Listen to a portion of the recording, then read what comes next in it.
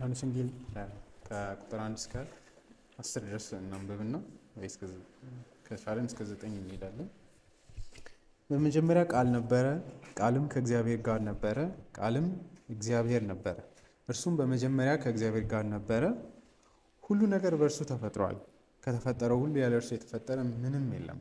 ሕይወት በእርሱ ነበረች። ይህች ሕይወት የሰው ብርሃን ነበረች። ብርሃንም በጨለማ ያበራል፣ ጨለማውም አላሸነፈውም። ከእግዚአብሔር የተላከ ዮሐንስ የተባለ አንድ ሰው ነበረ። ሰዎች ሁሉ በእርሱ በኩል እንዲያምኑ ስለ ብርሃን ምስክር ሆኖ ለመቆም መጣ። ስለ ብርሃን ሊመሰክር መጣ እንጂ እርሱ ራሱ ብርሃን አልነበረም። ለሰው ሁሉ ብርሃን ሰጪ የሆነው እውነተኛው ብርሃን ወደ ዓለም እየመጣ ነበረ። እርሱ በዓለም ውስጥ ነበር፣ ዓለምም የተፈጠረው በእርሱ ቢሆንም እንኳ ዓለም አላወቀውም። እግዚአብሔር ያስተምረን። እንጸልይ። እግዚአብሔር አባታችን ሆይ ስለ ቸርነትህ ደጋግመን እናመሰግናለን። በፊትህ እዚህ ሰንበት ስላለን፣ አንተ ባለህበት እዚህ ስላለን እናመሰግናለን። ቃልህን እንድታስተምረን በፊትህ መተናል። እንጠይቀሃለን በቅዱሱ መንፈስ በኩል እንድታስተምረን። ስለ ሁሉ ነገር ተመስገን። በጌታችን በኢየሱስ ክርስቶስ ስም አሜን።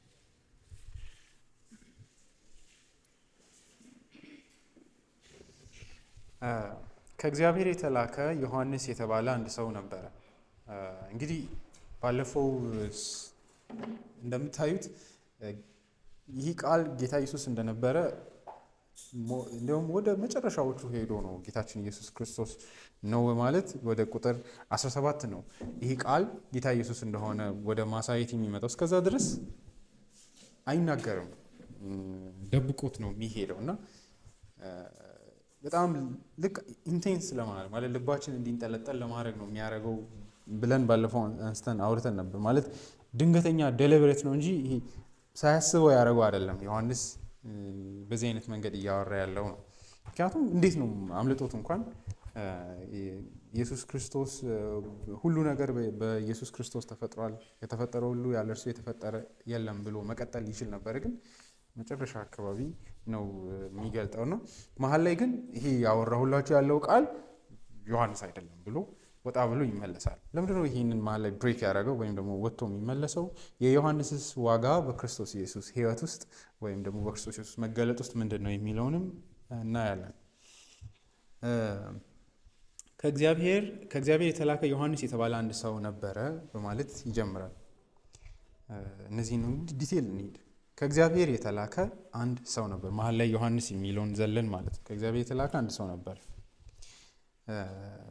ያው እንግሊዝኛውን ስለምከተል ኢዚ ስለሆነ there was a man sent from God whose name was John። ስለዚህ ከእግዚአብሔር የተላከ አንድ ሰው ነበረ ይልና ስሙ ዮሐንስ ይባላል። እንግሊዝኛው እንደዛ አይነት ቅርጽ አለው። ስለዚህ ያኛውን ልከተል ብዬ ነው። ስለዚህ ከእግዚአብሔር የተላከ አንድ ሰው ነበር፣ ስሙ ዮሐንስ ነው። እዚህ ላይ ፒንክ ዮሐንስን he is referred to as a man ይላል to show us by way of contrast that the one to whom he bore witness was more than man። ዮሐንስ የሚባል ሰው ነበር ነው የሚለው። ከእግዚአብሔር የተላከ አንድ ሰው ነበር የሚለው ሰው ነበር የምትለዋ ዮሐንስ ምስክር የሚሰጥለት አካል መለኮት ከሱ የተለየ እንደሆነ ግን ዮሐንስ ግን ከታየ ሰው እንደሆነ ሪማይንድ እያነጻጸረ ነው። ስለዚህ ስለ ዮሐንስ ሲያወራ ሰው ነው ይለዋል። John was a man not as Jesus God። እንደ ክርስቶስ ዮሐንስ አምላክ አይደለም፣ ሰው ነው። አንድ ሌላው በዚህ ረገድ ለሞሪስ Jesus was in the beginning። ጌታ ኢየሱስ በመጀመሪያ ቃል ነበር ሲል ጅማሬ በሌለው መንገድ ከመጀመሪያ የነበረ ነው ጌታ ኢየሱስ። ዮሐንስ ግን የተላከ ነው፣ ወደ መኖር የመጣ ነው። he came to existence ማለት አይደለ? ከእግዚአብሔር የተላከ ዮሐንስ የሚባል ሰው ነበር፣ ወደ መኖር የመጣ ነው። ጌታ ኢየሱስ ግን ህላዊነት ከመኖሩ በፊት የሁሉ ነገር መገኛ ሆኖ እየኖረ ነው። ከዘላለም ነው ጌታ ኢየሱስ። ይሄ ለምንድን ነው ዮሐንስ የሚያነጻጽረው? በኋላ እመጣለሁ። ንጽጽሩን ብቻ እያየን እንሂድ። ከእግዚአብሔር የተላከ የሚላል። ስለዚህ ሰው ነበር አለን፣ ከእግዚአብሔር የተላከ የምትለዋለች። እዚህ ላይ መታየት ያለበት ዮሐንስ ራሱን በራሱ የሾመ ሰው ያለ መሆኑ ማሳያ ምንድን ነው? ማለት ሰውየው በራሱ በተነሳሽነት ዝም ብሎ ከምድረ በዳ የሚጮህ ሰው ድምፅ ነኝ አለማለቱን በምንድን ነው የምናውቀው? ወይም ደግሞ ያ ማንነቱ በምን ይታያል? ዮሐንስ ፕሪዘምፕሽስሊ በራሱ የመጣ ሰው አይደለም፣ ከእግዚአብሔር የተላከ ነው። ይሄ እንግዲህ ሉቃስ ወንጌል ላይም ሉቃስ እንዳያችሁት ዮሐንስን ሰዎች ስያሜ ስሙን ሲሰጡ በዘካርያስ ስም ለመሰየም ነበር ያሰቡት። ከዛ ግን ሄደው እናቱን ሲጠይቁ ዮሐንስ እንዲባል ጠየቀች። ከዛ አባቱንም ሄደው ሲጠይቁ ዮሐንስ እንዲባል እንደፈለገ ሁለቱ ዲዳ ነበረ። ሄደው ሲጠይቁት ዮሐንስ ተብሎ እንዲጠራ ሆነ እና ከዛ ውስጥ ሉቃስ ሊያሳየን እየፈለገ ያለው የዮሐንስ ውልደቱም ኤክስትራኦርዲነሪ እንደሆነ በዚህም ውስጥ ሊያሳየን የፈለገው ዮሐንስ ተራ ሰው አይደለም። ገና ከእናቱ ማፀን ጀምሮ ያለውን ስቶሪ ያመጣል። ይህንን የሚያደርገው ለምንድን ነው ከተባለ ለኢየሱስ ሊሰጥ ያለውን ምስክርነት እያሰበ ነው ሉቃስ ያንን የሚያደርገው እንጂ ዮሐንስ ስላሳስበው አይደለም መጥምቁ ዮሐንስ። ምክንያቱም የክርስቶስ ኢየሱስ መሲህነት አብሳሪ ከሆኑ ሰዎች ውስጥ አብሳሪ ሳይሆን ፓራዳይም ነው። ዮሐንስ ማለት መሲሁ የመምጣቱ ምልክት ነው። ዮሐንስ በራሱ ዮሐንስ አይደለም ዋጋ ያለው አካል። ዮሐንስ ሊናገር ያለው ቃል ወሳኝ ስለሆነ ይሄ ሰው ከእግዚአብሔር የተላከ መሆኑን ለማሳየት ነው። ሁሉም ሊባል በሚቻል ደረጃ ወንጌላታቸውን የከፈቱት ማርቆስ ወንጌልን እንደምታዩት በኢሳያስ ላይ የተጠቀሰው ዮሐንስ እንደተገለጠ በማብሰር ነው። ይሄ ምልክት ነው ለነሱ መሲሁ የመምጣቱ። ዮሐንስ መገለጡ ዮሐንስ ተገለጠ ማለት መሲሁ ኢየሱስ ይሁን አይሁን ግዴታ አለባችሁ፣ መፈለግ አለባችሁ። ምክንያቱም እንግዲህ ማርቆስ ወንጌል ለምሳሌ ካያችሁ ይሄ መንገድ ጠራጊው መጣ ማለት የሚከተለውን ያውቃል። ስለዚህ ጥያቄው የዮሐንስን እውነተኝነት ማረጋገጥ፣ ቀጥሎ ስለ ኢየሱስ ስታወሩ ዋጋ አለው፣ ከእግዚአብሔር የተላከ መሆኑ ማለት ነው። ማርቆስ ወንጌል ገና እንደከፈተ የእግዚአብሔር ልጅ የኢየሱስ ክርስቶስ ወንጌል መጀመሪያ ጅማሬው ይሄ ተዘሎ አይጀመርም። በነቢዩ በኢሳያስ እንዲህ ተብሎ ተጽፏል፣ እነሆ መንገድህን የሚያዘጋጅ መልእክተኛዬን በፊትህ እልካለሁ፣ የጌታን መንገድ አዘጋጁ ጥርጊያውንም አስተካክሉ እያለ በበረሃ የሚጮህ ሰው ድምፅ። ስለዚህ መጥምቁ ዮሐንስ በበረሃ እያጠመቀና ለኃጢአት ስርየት የንስሐ ጥምቀት እየሰበከ መጣ። የይሁዳ ሀገር በሞላ የኢየሩሳሌም ሰዎች በጠቅላላ ወደ እርሱ በመሄድ ኃጢአታቸውን እየተናዘዙ በዮርዳኖስ ወንዝ በዮሐንስ እጅ ተጠመቁ። ዮሐንስን እንዴት ነው የተረጎሙት ሲባል በኢሳያስ መጽሐፍ ነው የተረጎሙት። የመሲሁ የመገለጡ ወሳኙ ምልክት አንዱ ከሁሉ በፊት ዮሐንስ መምጣቱ ነው። ዮሐንስ መጣ ማለት ከዛ በኋላ የምትከተሉት የዮሐንስን ድምፅ ነው ማለት። ዮሐንስ የሚጮህ ሰው ድምፅ መሆኑ ከታወቀ ምስክርነቱ እሱ የሚሰጠው ምስክርነት የመሲሁን ዳይሬክሽን ያሳያል ለሁሉ ሰው ማለት። ያ በምድረ በዳ የሚጮህ ሰው ድምፅን ካገኛችሁ እሱን ተከትላችሁ ወደ መሲሁ ነው የምትሄዱት ነው። የእሱ ምስክርነት ወሳኝ ነው በዚህ። ምክንያቱም እግዚአብሔር ኦልሬዲ ወስኗል። ኢሳያስ መጽሐፍ ላይ በትንቢት እኔ መልእክተኛዬን ከመላኬ በፊት አንድ ሰው ይገለጣል። የእናንተን ትኩረት ለመሳብ ማለት ነው፣ በመጮህ ማለት ነው። ስለዚህ ዮሐንስ ተገለጠ ማለት መሲሁ መጥቷል ማለት ነው። ስለዚህ ለዛ ነው ኢየሱስን ዘለው ዮሐንስ ጋር የሚሄዱት። ሉቃስም ዝም ብሎ እንዳይመስለን የዮሐንስን የኋላ ታሪኩን ሄዶ የሚያስስበት ምክንያት ለሱ ይሄ ወሳኝ አካል ስለሆነ ነው። ማቴዎስ ወንጌልም እንደምታዩት በዮሐንስ መጥምቁ ዮሐንስ ነው የሚጀምረው ወንጌሉ። ስለዚህ ዮሐንስም እዚህ ላይ ከእግዚአብሔር የተላከ የምትለው ወሳኝ ናት። ይሄ ሰው ምክንያቱም ኦልሬዲ ለኢየሱስ ምስክርነት እንደሰጠ ይታወቃል። ስለዚህ ምን አይነት ክስ ሊያመጡ ይችላሉ? አንዳንድ ሰዎች ዮሐንስ ጤናማ ሰው አይደለም ሊሉ ይችላሉ። ለዛ ነው ቅድም ያነበብነው ማቴዎስ ወንጌል 11 ላይ ያለው ላይ ዮሐንስን ዲስኳሊፋይ ካረጋችሁ ዮሐንስ ለኢየሱስ ምስክርነት እንደሰጠ ይታወቃል። ስለዚህ ሄዳችሁ የዮሐንስንም ፐርሰናሊቲ መምታት አለባችሁ፣ ኢየሱስን መሲሁ አለመሆኑን ለማሳየት ማለት ነው። የዮሐንስን ማንነት በማጥፋት ዮሐንስ ደግሞ ምስክርነት የሰጠው የዓለም በግ የእግዚአብሔር ልጅ ይሄ ነው ብሎ የጠቆመው እሱ ነው። ስለዚህ የእሱ ድምፅ ደግሞ ትፈለጋለች። ስለዚህ ወይ ኢየሱስን ለማጥፋት በምድረ በዳ የሚጮህ ሰው ድምፅም ዋጋ የሌለው ወደ መሆን መሄድ አለበት። ዮሐንስ ወንጌሉ ጸሐፊው መጥምቁ ዮሐንስ የሚባል ከእግዚአብሔር የተላከ ነው። ይሄ በጣም ወሳኝ። ስለዚህ ይሄ ሰው ራሱን በራሱ ለዚህ አገልግሎት የሾመ ለምስክርነት አገልግሎት የሾመ ሰው አይደለም፣ ከእግዚአብሔር የተላከ ነው።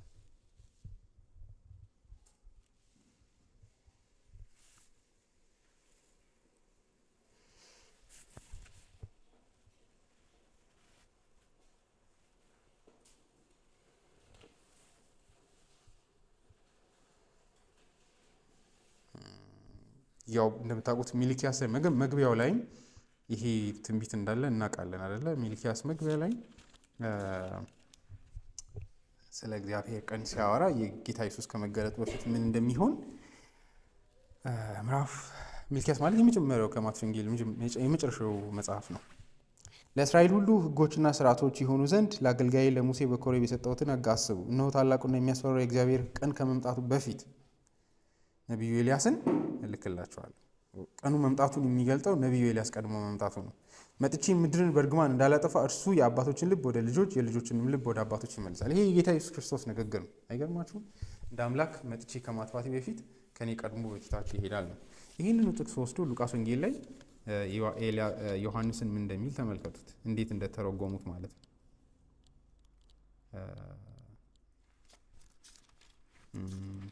ሉቃስ ወንጌል ምዕራፍ 1 ቁጥር 15 ስለ ዮሐንስ በጌታ ፊት ታላቅ ይሆናልና የወይን ጠጅም ሆነ ሌላ የሚያሰክር መጠጥ አይጠጣም። በእናቱ ማኅፀን ሳለ በመንፈስ ቅዱስ ይሞላል። ከእስራኤልም ሰዎች ብዙዎችን ወደ ጌታ ወደ አምላካቸው ይመልሳል።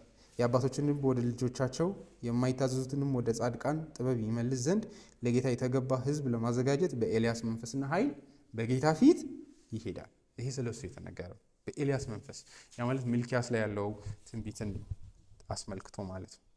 ስለዚህ ለእነሱ ዮሐንስ መገለጡ የክርስቶስ ኢየሱስን እውነተኛ መሲህነት የሚያረጋግጥ የመጀመሪያው ምልክት ነው። እንግዲህ እንደምታውቁት የዮሐንስ ወንጌል እየተንደረደረ ያለው ኢየሱስ እርሱ ክርስቶስ እንደሆነ ለማሳመን፣ ያ ክርስቶስ ደግሞ የእግዚአብሔር ልጅ መሆኑ፣ ሁለት ነገሮችን ተሸክሞ ነው የሚሄደው ብለን ያወራ ነው። ኢየሱስ መሲህ መሆኑን ማረጋገጥ፣ ያ ደግሞ መሲህ ሰው ሳይሆን መለኮታዊ የሆነ የእግዚአብሔር ልጅ መሆኑን ለማሳመን እየተንደረደረ ያለው። ድነታችን ደግሞ እዛ ላይ የተንጠለጠለ ነው። የመጀመሪያው አንዱ ዮሐንስ ምስክርነት የሚሰጥ አካል መሆኑ ወሳኝ ነው። በዚህ ረገድ መጥምቁ ዮሐንስን ዮሐንስ ራሱ በጣም ዋጋ ይሰጠዋል። ምክንያቱም ምዕራፍ 1 ላይ የዮሐንስ ምስክርነትን ምን ያህል እንደሚያየውና እንዴት እንደሚያካብደው ትመለከታላችሁ።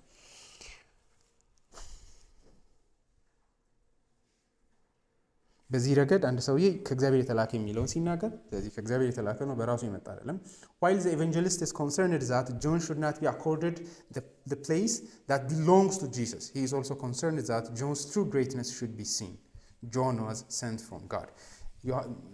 ዮሐንስ መጥምቁ ዮሐንስ እንዳይካበድ ሰው ነው ብሎ ነገረን። ግን ደግሞ በጣም እንዳናሳንሰው ደግሞ ወሳኝ ሰው ነው በእግዚአብሔር የማዳን ስራ ውስጥ።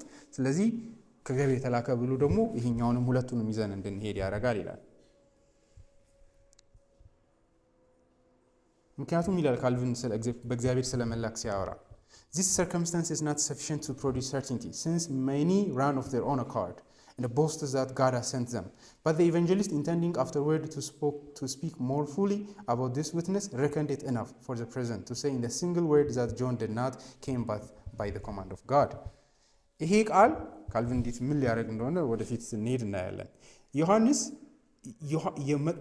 ወንጌል ጸሐፊው ዮሐንስ መጥምቁ ዮሐንስን ከእግዚአብሔር የተላከ ነው ብሎ ማረጋገጫዎችን አልነገረንም። በዚህ ምክንያት ነው ከእግዚአብሔር የተላከ የሚለውን ይላል።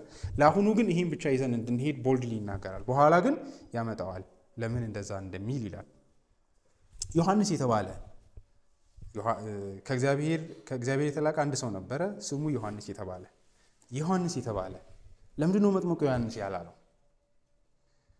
ይሄ ነው አንዱ የዚህ ወንጌል ጸሐፊ ዮሐንስ ነው የሚባልበት ምክንያት። ለምን ካላችሁ the name of that man was John. Interestingly, it is only in this gospel that there is no additional description such as the Baptist ይላል።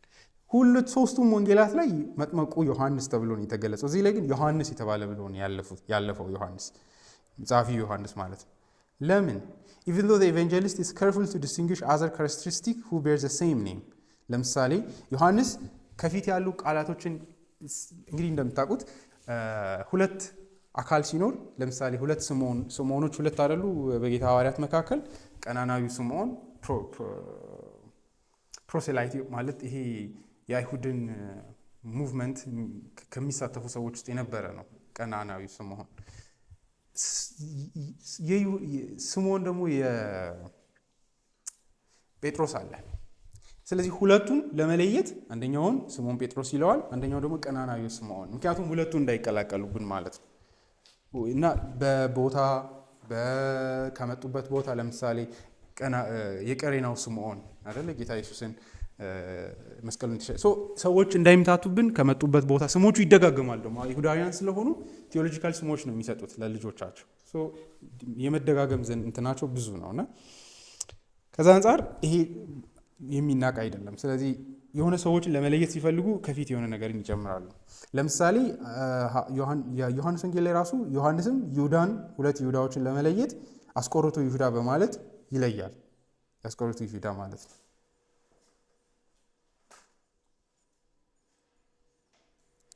ስለዚህ ይሄ ግዴለሽ አይደለም። ታዲያ ለምንድነው ዮሐንስ ላይ ባፕቲስት የሚለውን የተወው? ማለት መጥምቁ የሚለውን ከፊት ያስወገደው ለምንድነው የተወው? The evangelist does not need to identify John as the Baptist because he never mentions by name the only other John in Jesus' circle, John the son of Zebedee, the brother of James and the intimate of Peter. ለምንድነው ዮሐንስ መጥምቁ ዮሐንስ ያላለው ሲባል ሌላ ዮሐንስ ወንጌል አንድም ሌላ ዮሐንስ አይጠቅስም ይላል።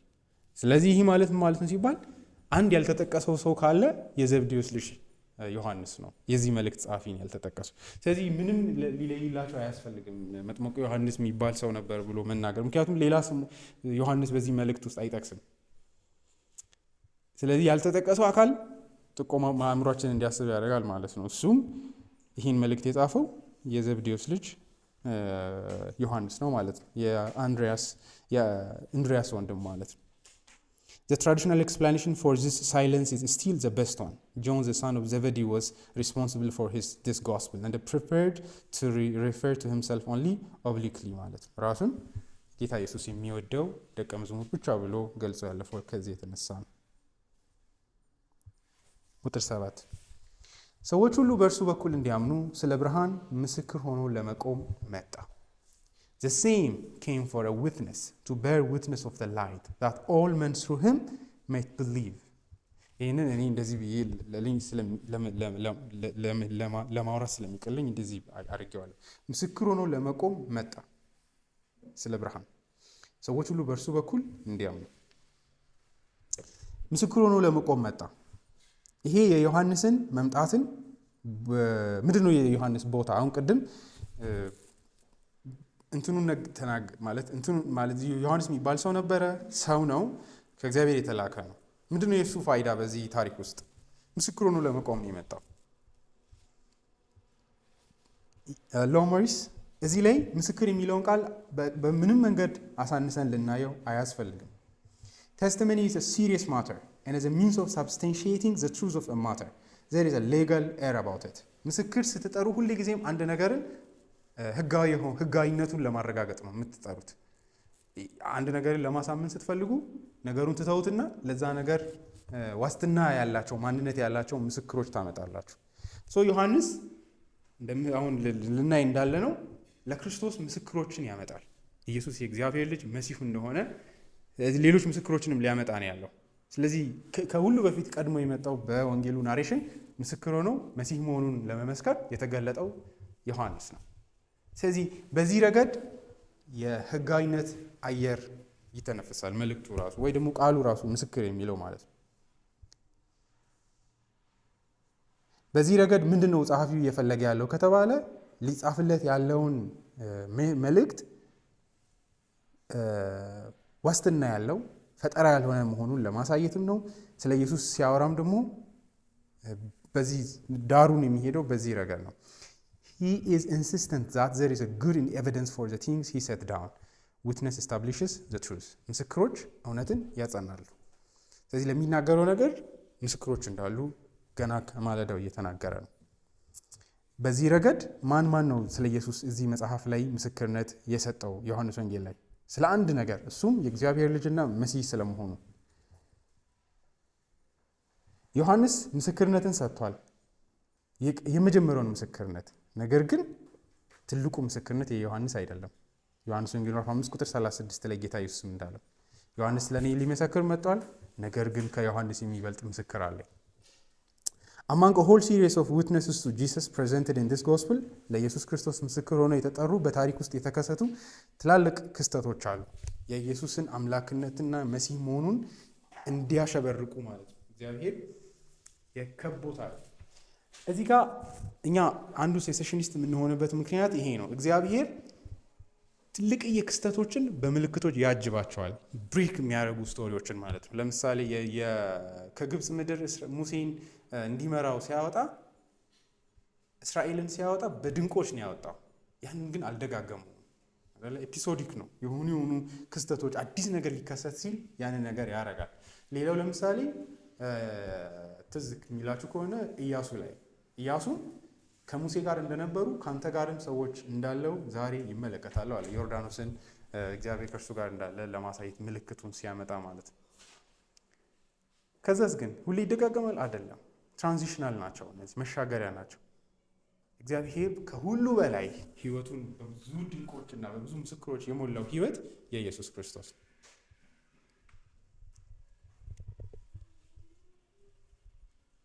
ስለዚህ የክርስቶስ ህይወት ጉዞ ውስጥ በብዙ ምስክሮች ነው ህይወት የተከበበው። በዚህ መሰረት ስራዎቹ አይደለ ስለ ስራዎቹ ሌላ ሁሉ ቢቀር ስለ ስራዎቹ ይመኑ። ከዛ ደግሞ ሙሴ የሱ ምስክር እንደሆነ ይናገራል። መጽሐፍት ሁሉ ስለ እርሱ እንደሚመሰክሩ ምዕራፍ 5 ቁጥር 39 እና 46 አይደለ። ሙሉ የብሉይ ኪዳን መጽሐፍት ከኔ ጎን ናቸው። ዮሐንስ ከኔ ጎን ነው። ሙሴ ከኔ ጎን ነው። እግዚአብሔር አባት አይደለ በስራዎቹ መንፈስ ቅዱስ ይኸው ስራዬን ይመሰክራል። ከዛ ደቀ መዛሙርቱ የሚመሰክሩት ምስክርነት አለ። እነዚህ ሁሉ ምስክሮች አንድ ነገርን ማለት ነው፣ እሱ መሲህ የእግዚአብሔር ልጅ መሆኑ ነው።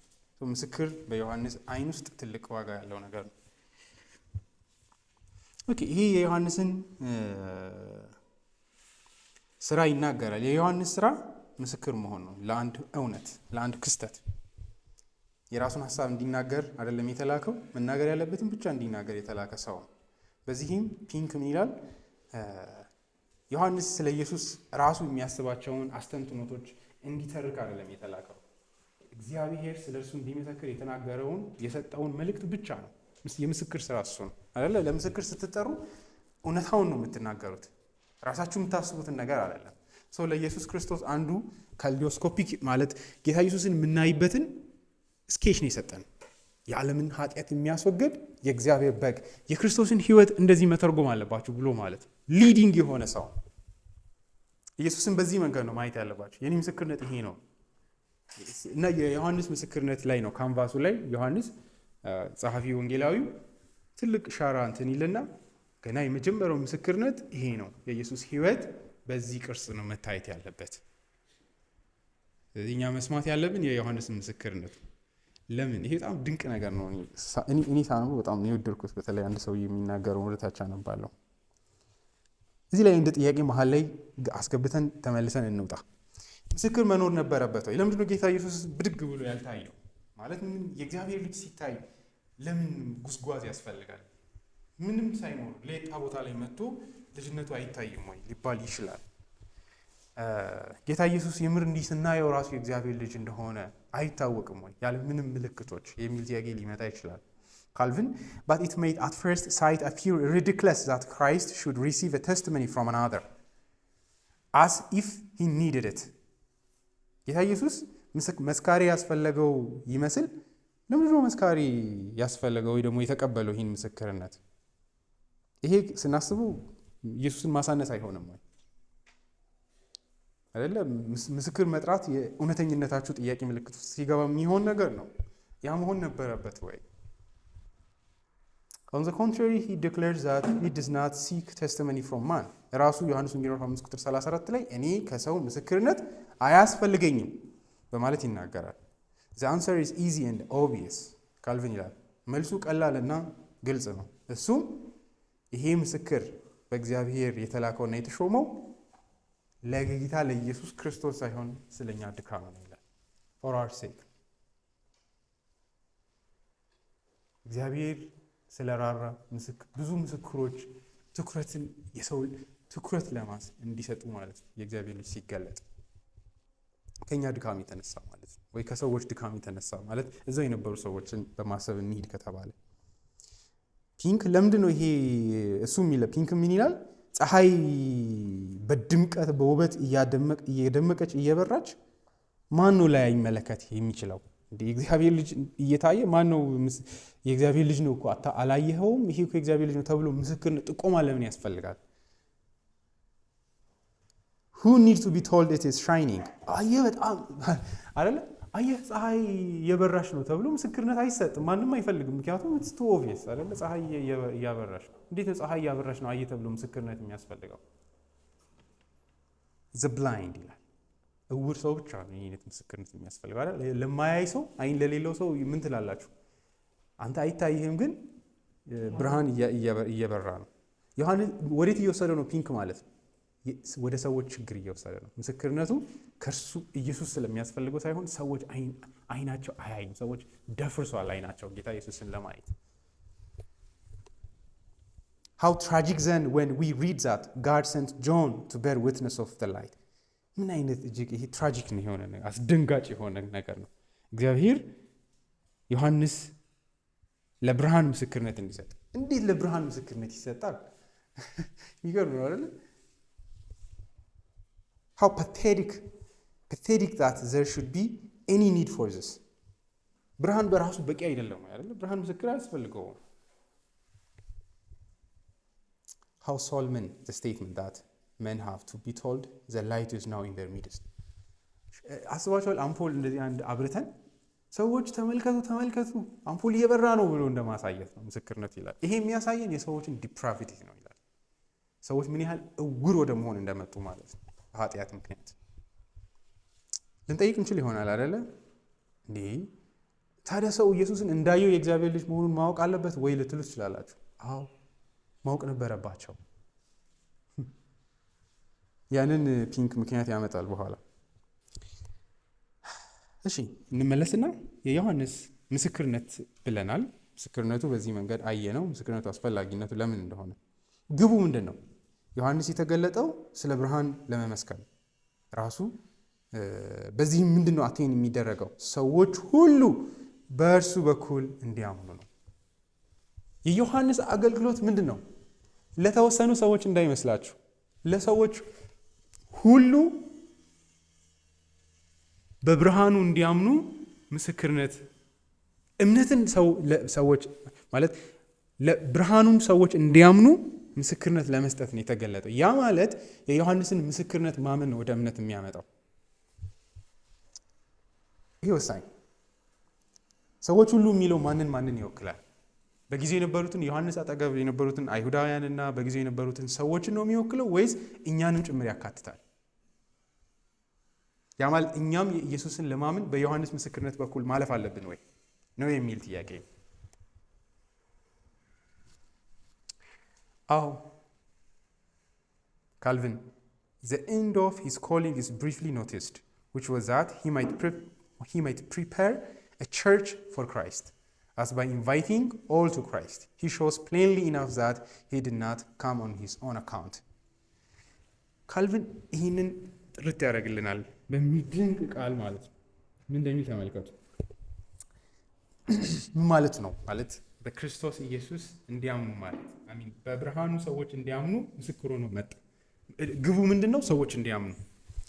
እስቲ መሬት ላይ እናስቀምጠውና እንተርጉም ነው ጥያቄው።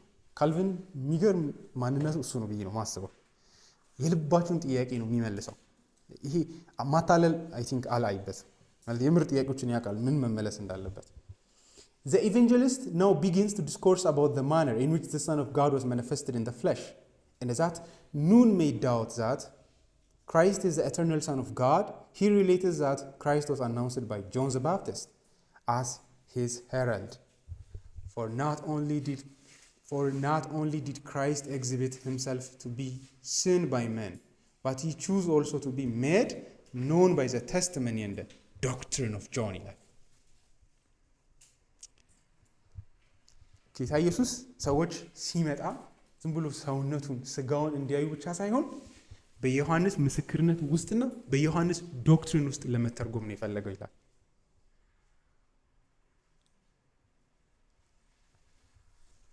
or rather God the Father sent his witness before his Christ ወይ ደግሞ የእግዚአብሔር ትርጓሜ ለኢየሱስ ሕይወት ምን እንደሆነ ዮሐንስ ያንን የእግዚአብሔርን ምስክርነት ወስዶ ለሰዎች እንዲናገር ነው እግዚአብሔር የፈለገው። ያ ማለት ነው እግዚአብሔር ራሱ ነው ያለምን ኃጢአት የሚያስወግድ የእግዚአብሔር በግ የሚለውን ማንም የልጁን የኢየሱስ ክርስቶስን ሕይወት እንደፈለገ እንዳይተረጉም ማለት ነው።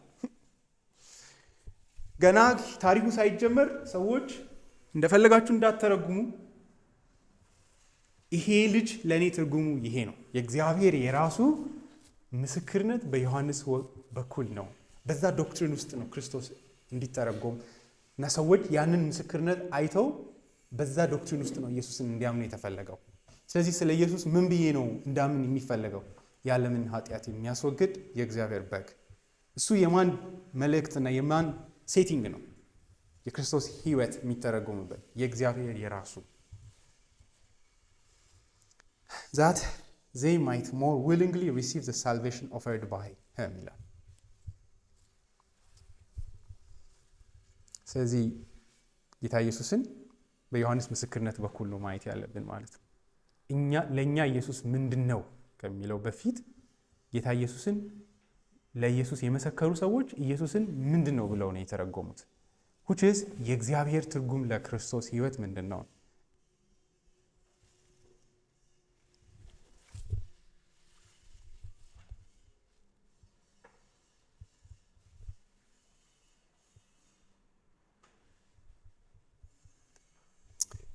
ሰውዬ እንደዚህ ይላል ይህንን ሲያስረዳ ማለት የዮሐንስ ምስክርነት በዛው ዘመን ብቻ እንዳልሆነ ሲያስረዳ ማለት ነው።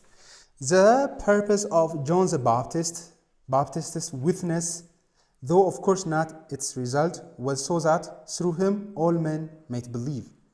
Provides an instance where John's witness was not only effective but particularly fruitful in its result, derivatively, because the Baptist's witness has been bound up in all four canonical gospel with the beginning of Jesus' ministry.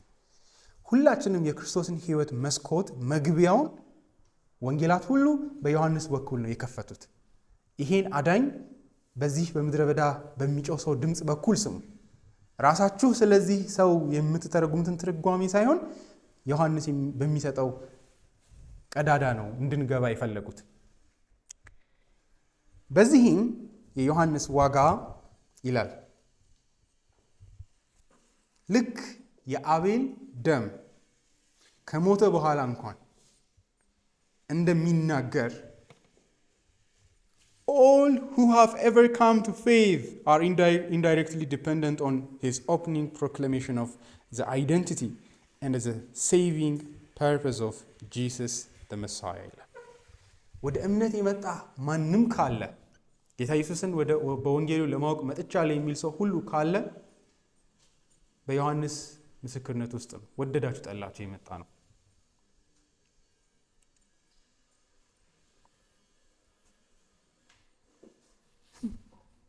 all who have ever come to faith are indirectly በተዘዋዋሪ ነው የሚለው አይደለ?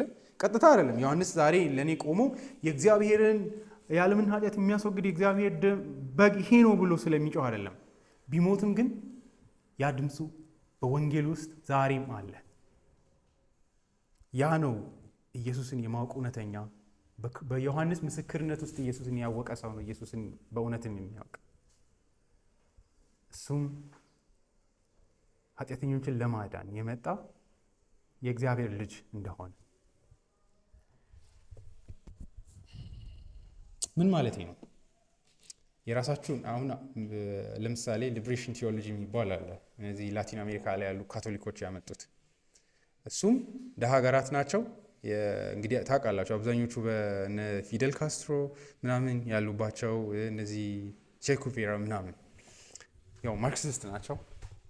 ከዛ ወዴት ነው የሄደው እንቅስቃሴው?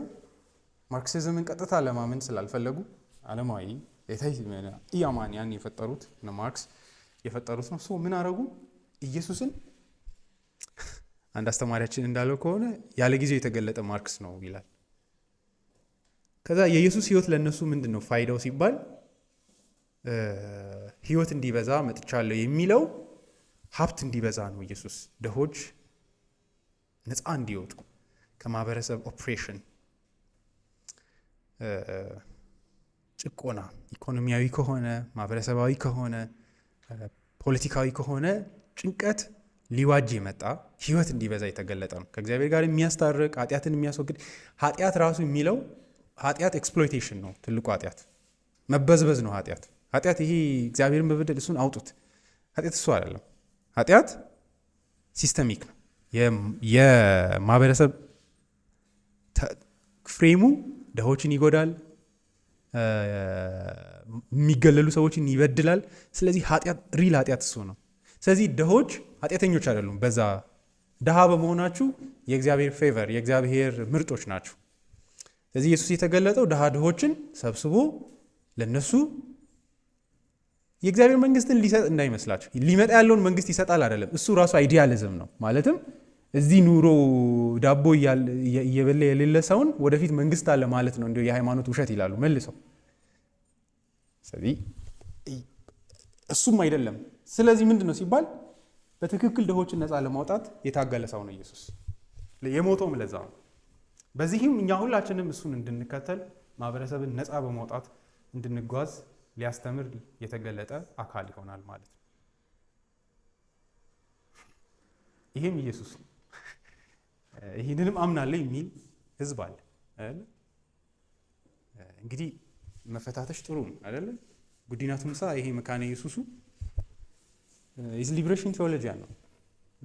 የሆኑ ኮምፓሽኖችን ምናምን ያቋቋሙ እሱን ድሆችን እንደዚህ ለመርዳት እና ሄዳችሁ ጽሁፎቹን ብታዩ እንደዛ ነው ማለት የኢትዮጵያ ክርስትና በዚህ አይነት ፍሬም ውስጥ ያለ መሆኑን ስታስቡ ያበሳጫቸዋል፣ ፍራስትሬት ያደርጋቸዋል። ማለት በትክክል አድቮኬት የሚያደርግ ማለት ነው። ኢቭን የወንጌሉ ዴፊኒሽን ምንድን ነው ሲባል የክርስቶስ ኢየሱስ ወንጌል ኃይል ያለው ነው። ከወባ ያድናቸዋል ድሆችን አይደለ? የአፍሪካ ህዝብ በወባ የተጠቃ ነው። ኃይል አለው። ከወባ ራሱ ይታደጋል። ከማህበረሰብ ጭቆና፣ ከፖለቲካ ጭቆና፣ ምን ልበል ኢኮኖሚ ጭቆና የሚያላቅቅ ኃይል ያለው ወንጌል ነው ይላል። ይሄ ወንጌል ውስጥ የራስን ወንጌል ማንበብ አይደለም። ኢየሱስ የዓለምን ኃጢአት የእግዚአብሔርን ቁጣ ተሸክሞ የሚያስወግድ ዮሐንስ የመሰከረለት ምስክርነት ውስጥ የኢየሱስ ህይወት ትርጉም ያ ነው። ስለዚህ በዚህ ምስክርነት ውስጥ የመጡ ናቸው በእውነትም ጌታ ኢየሱስን በአንድም በሌላ መንገድ በዮሐንስ ምስክርነት ውስጥ ያወቁ እውነተኛ ኢየሱስን የሚያውቁት እነሱ ናቸው። ስለዚህ ሁሉ በእርሱ እንዲያምኑ ወደ እምነት ሊመራ የመጣ መስካሪ ነው። ስለ ብርሃን ሊመሰክር ሰዎች ሁሉ በእርሱ በኩል እንዲያምኑ ስለ ብርሃን ምስክር ሆኖ ለመቆም መጣ።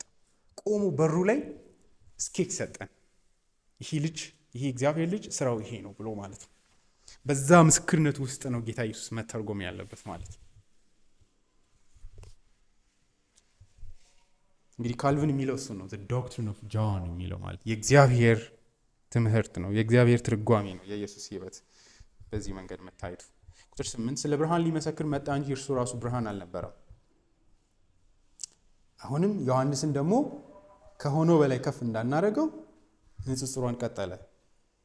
እርሱ ራሱ ብርሃን አልነበረም፣ ስለ ብርሃን ሊመሰክር መጣ እንጂ። እዚህ ጋር እንግዲህ አሉታዊ በሆነ መንገድ ነው የሚያወራው፣ ኔጌቲቭ በሆነ መንገድ። ለምንድን ነው እንደዚህ የሚለው? ምንም እንኳን ምስክር ሆኖ ቢመጣም እውነተኛ ብርሃን እርሱ አይደለም፣ እሱ ራሱ ብርሃን አልነበረም ይላል።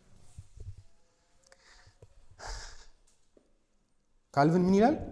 የብዙ ሰዎች በጊዜው ይሄንን አብዛኞቹ በፍጹም በጊዜው ከነበረው ሐሰተኛ ትምህርት ጋር ወይም ደግሞ ዮሐንስን ከሆነው በላይ ከፍ ከማድረግ ጋር ማያያዝ የለብንም ይላሉ። ግን መልእክቱን ስታዩ ራሱ ገና ከጅምሩ ዮሐንስን ከመሲሁ ጋር የሚያምታቱ ሰዎች አሉ። ስለዚህ ቀላል አይመስለኝም። በትክክል ይሄ ቁጥር 8 አስፈላጊ ነው። አብዛኞቹ ሐሰተኛ ትምህርት የለም ይሄንን እንደዛ መረዳት የለብንም ነው አለ። ካልቪን ምን ይላል? he was not that light እሱ ግን ብርሃን አይደለም፣ የሚጠበቀው ብርሃን ዓለም በድቅድቅ ጨለማ ውስጥ ሆኖ ህይወትን ያበራልናል ብሎ የሚጠብቀው ብርሃን አይደለም ዮሐንስ። So far was John from needing commendation that the evangelist gives this warning ይላል ማስጠንቀቂያ ይሰጣል ዮሐንስን መሲሁ እንዳናረገው ማለት ነው lest his excessive brightness may obscure the glory of Christ ይላል የዮሐንስ ድምቅ ብሎ መብራት ራሱ ብርሃን ወደ መምሰል እንዳይመጣ ማለት ነው ከዛ የክርስቶስን ክብር እንዳይጋርደው ማለት ነው for there were some who gazed so eagerly upon him that they neglected Christ ብዙዎች ዮሐንስን ላይ ስቲክ አድርገው ዮሐንስን በደንብ አይተው ኢየሱስን ይረሱ አሉ just as if a person enraptured with beholding the dawning of the day would not deign to turn his eyes towards the sun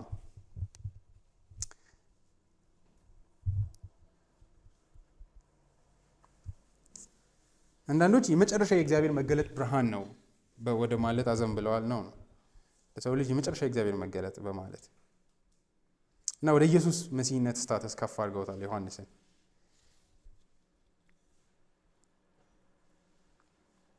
ያንን እዚሁ ላይ ጥያቄ ታያላችሁ እኮ ገና ከመጀመሪያው ለምሳሌ ምዕራፍ 1 ወደታች ቁጥር 20 ላይ ለምሳሌ ስታዩ አይሁድ ማንነቱን እንዲጠይቁት ካህናትና ሌዋውያንን ከኢየሩሳሌም ወደ እርሱ ሲልኩ ዮሐንስ የሰጠው ምስክርነት ይህ ነበር ከመመስከርም ወደ ኋላ አላለም እኔ ክርስቶስ አይደለሁም ብሎ በግልጽ መሰከረ የፈለጉት ምንድነው ማለት ነው መሲሁ አንተን እንዴ ነው የሚል ጥያቄ ዮሐንስ ደግሞ ምናል እኔ ክርስቶስ አይደለሁም ብሎ ምንድነው የሚለው ከመመስከር ወደ ኋላ አላለም ይላል እነርሱም ታዲያ አንተ ማን ነህ ኤልያስ ነህ ብለው ጠየቁት እርሱም አይደለሁም አለ እነርሱም ታዲያ ነብዩ ነህ አሉት እርሱም አይደለሁም አለ እንግዲህ በነብዩ ኤልያስ መንፈስ የመጣ እንጂ ኤልያስ አይደለም እንደምታውቁት ታዲያ ነብዩን አሉት እርሱም አይደለሁም ሲል መለሰ በመጨረሻም እንግዲያስ ማንስ ለላኩን ሰዎች መልስ እንድንሰጥ ስለራስህ ምን ትላለህ አሉት ዮሐንስም በነብዩ በኢሳይያስ እንደተነገረው ለጌታ መንገድ አቅኑለት እያለ በመድረ በዳ የምጮህ ሰው ድምጽ እኔ ነኝ ሲል መለሰ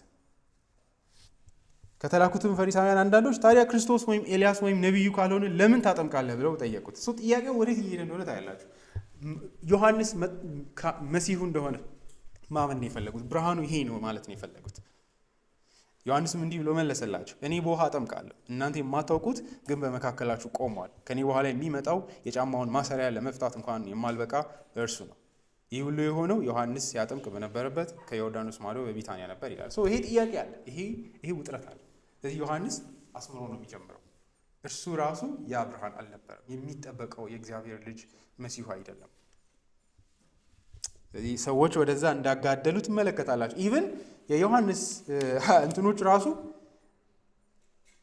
ዮሐንስ ደቀ መዛሙርቱ ራሱ ጥያቄ ውስጥ እንደሄዱ እናያለን ዮሐንስ ወንጌል ምዕራፍ 3:28 ላይ ለምሳሌ ስትመለከቱ ስለራሱ የራሱን ቦታ ያሳያል በክርስቶስ ሕይወት ውስጥ በመሲሁ ሕይወት ውስጥ ምዕራፍ 3 ቁጥር 25 በአንዳንድ የዮሐንስ ደቀ መዛሙርትና በአንድ አይሁዳዊ መካከል ስለ መንጻት ሥርዓት ክርክር ተነሳ ወደ ዮሐንስም መጥተው ረቢ በዮርዳኖስ ማዶ ካንተ ጋር የነበረው ስለ እርሱም የመሰከረህለት ሰው እነሆ ያጠምቃል ሰውም ሁሉ ወደ እርሱ እየሄደ ነው አሉት ከዛ ታዲያ ምን እንዲሆን የፈለጋችሁት ይላል ምንድን ነው የሚለው ዮሐንስም እንዲህ ሲል መለሰ ከላይ ካልተሰጠው በቀር ማንም አንዳች ሊቀበል አይችልም እኔ ክርስቶስ አይደለሁም ነገር ግን ከእርሱ በፊት ተልኬአለሁ እንዳሉ እናንተ ራሳችሁ ትመሰክራላችሁ ሙሽራይቱ የሙሽራው ነች ድምጹን ለመስማት ባጠገቡ የሚቆመው ሚዜ ግን የሙሽራውን ድምጽ ሲሰማ እጅግ ደስ ይለዋል ያ ደስታ የኔ ነው እርሱም አሁን ተፈጽሟል እርሱ ሊልቅ እኔ ግን ላንስ ይገባል ነገሩ የሰዎቹ ጥያቄ ውስጥ ምን አለ ዮሐንስን መሲሁ የማድረግ ከፍ የማድረግ አይደለሁም ብሎ ደግሞ ራሱ ያወርደዋል ወደታች ለዚህ ደግሞ ዮሐንስ የወንጌሉ ጻፊ ዮሐንስ የራሱን ትርጓሜ አይደለም የሚጽፈው የራሱን የዮሐንስን ንግግር ነው የሚያመጣው ይሄው ዮሐንስ ራሱ ስለራሱ ምን እንዳለ እነዚህን ኤቪደንሶች በኋላ ያመጣል ገና ግን ከመግቢያው ላይ ዮሐንስ የሚመጣው ብርሃን አይደለም ብሎ አስምሮ ይጀምራል ስለዚህ ይሄ ውጥረት እንዳለ በፍጹም መካድ አንችልም ጥያቄው ግን ለምንድን ነው የተምታታባቸው የሚል ማለት ነው ዮሐንስ ውስጥ ምን ቢያዩ ነው ብርሃን እንደሆነ ያሰቡት ብርሃን መሆን ትርጉሙ በዚህ ረገድ ምንድን ነው ኢየሱስ የሆነ ፊቱ ላይ የሚያበራ ብርሃን አለ ማለት ነው እንደዛ እንደማያስቡ የምታውቁት ዮሐንስን እንደዛ እንዳልሆነ እናውቃለን ብርሃን እንደሌለው ግን ዮሐንስ ውስጥ ምን ቢያዩ ነው ብርሃን ሊሆን ይችላል ያሉት ይሄ ብርሃን የሚለው ቃል ከምን ጋር ነው የተቋጠረው ካላችሁ መሲሁ ሲመጣ ስለ ህይወት፣ ስለ ትላልቅ ጥያቄዎች መልስ ይሰጣል የሚል ኤክስፔክቴሽን አለ አይሁዳውያን ዘንድ። ድንቅ መካር ነው፣ ካውንስለር ነው። እዚህ ፕሮፌቲክ ኦፊስ ነው። ይሄ ነቢይ እንደመሆኑ ስለ እግዚአብሔር ሁሉን ነገር ያስረዳናል የሚል ጥያቄዎችን ሁሉ ይገልጥልናል፣ ብርሃን ይሆነናል የሚል ማለት ነው። ያንን የምታዩት ዮሐንስ ወንጌል ምዕራፍ 4 ላይ ሳምራዊቷ ሴት መሲሁን በምን አይነት ልብ እየጠበቁ እንደሆነ በምትናገረው ውስጥ ነው። ምዕራፍ 4 ስለ ስግደት እንግዲህ ጥያቄ ተነስቶ የት ነው መመለክ ያለበት ሲባል ኢየሱስ መለሰላት። እግዚአብሔር መንፈስ ነው፣ እንዲህ ነው የሚመለከው፣ በዚህ ተራራም በዛም ሳይሆን በዚህ አይነት መንገድ ነው የሚመለከው። እግዚአብሔር እውነተኛ አምልኮ ስለ እግዚአብሔር ይሄ ነው እውነታው አለ። ከዛ ቁጥር 5 ሴትዮዋም ክርስቶስ የተባለ መሲህ እንደሚመጣ አውቃለሁ፣ እርሱ ሲመጣ ሁሉን ነገር ይነግረናል አለችው። እነዚህ ቴዎሎጂካል ጥያቄዎቻችንን ስለ እግዚአብሔር ያለንን ብዥታዎች በሙሉ ያጠራልናል አለችው። ኢየሱስም የማነጋገርሽ እኮ እኔ እርሱ ነኝ ሲል ገልጠው ነገራት ይላል። ስለዚህ ብርሃን ሲባል ማሰብ ያለብን ብርሃን በተፈጥሮ ራሱ እንደምናውቀው ነገሮችን የሚገልጥ የተሰወሩ ነገሮችን ወደ ብርሃን የሚያወጣ ነገር ነው። ክርስቶስ በሰውም ሕይወትን በተመለከተ ስለ እግዚአብሔርን በተመለከተ ሁሉን ነገር ወደ ብርሃን የሚያመጣ አካል ነው። እንግዲህ ቁጥር 5 ላይ እንዳያችሁ ትልቁ የሰው ልጅ ችግር በጨለማ ተይዞ መረዳት ስላቃተው ነው ክርስቶስ የተገለጠው። ያንን ደግሞ በደንብ እያጠነከረን እንሄዳለን ቀጥሎ በሚመጡ የዮሐንስ መጽሐፍ ክፍሎች።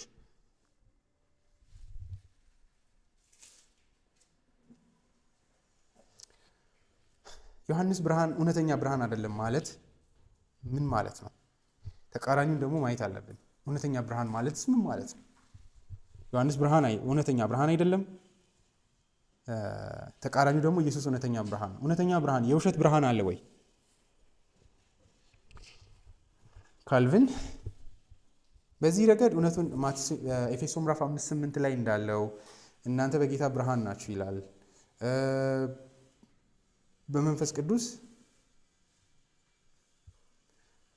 አይናቸው የበራ ከመሆኑ የተነሳ ለራሳቸው ብቻ አይደለም ወደ ብርሃን የመጡት፣ ሰዎች ራሱ ሲያዩ ብርሃን ናቸው።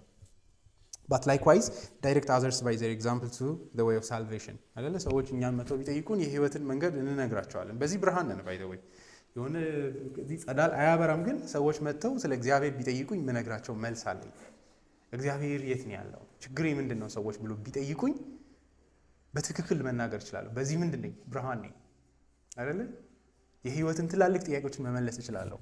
እኔ እችላለሁ by the way ወንጌልን ስለማውቅ አይደለ? ይሄ በመንፈስ ቅዱስ ብርሃን የመጣ የእግዚአብሔር መገለጥ። በዚህኛም ብርሃን ነን። መጽሐፍ ቅዱስ ብርሃን ሲል ብዙ ጊዜ እንደምናስብ አይደለም።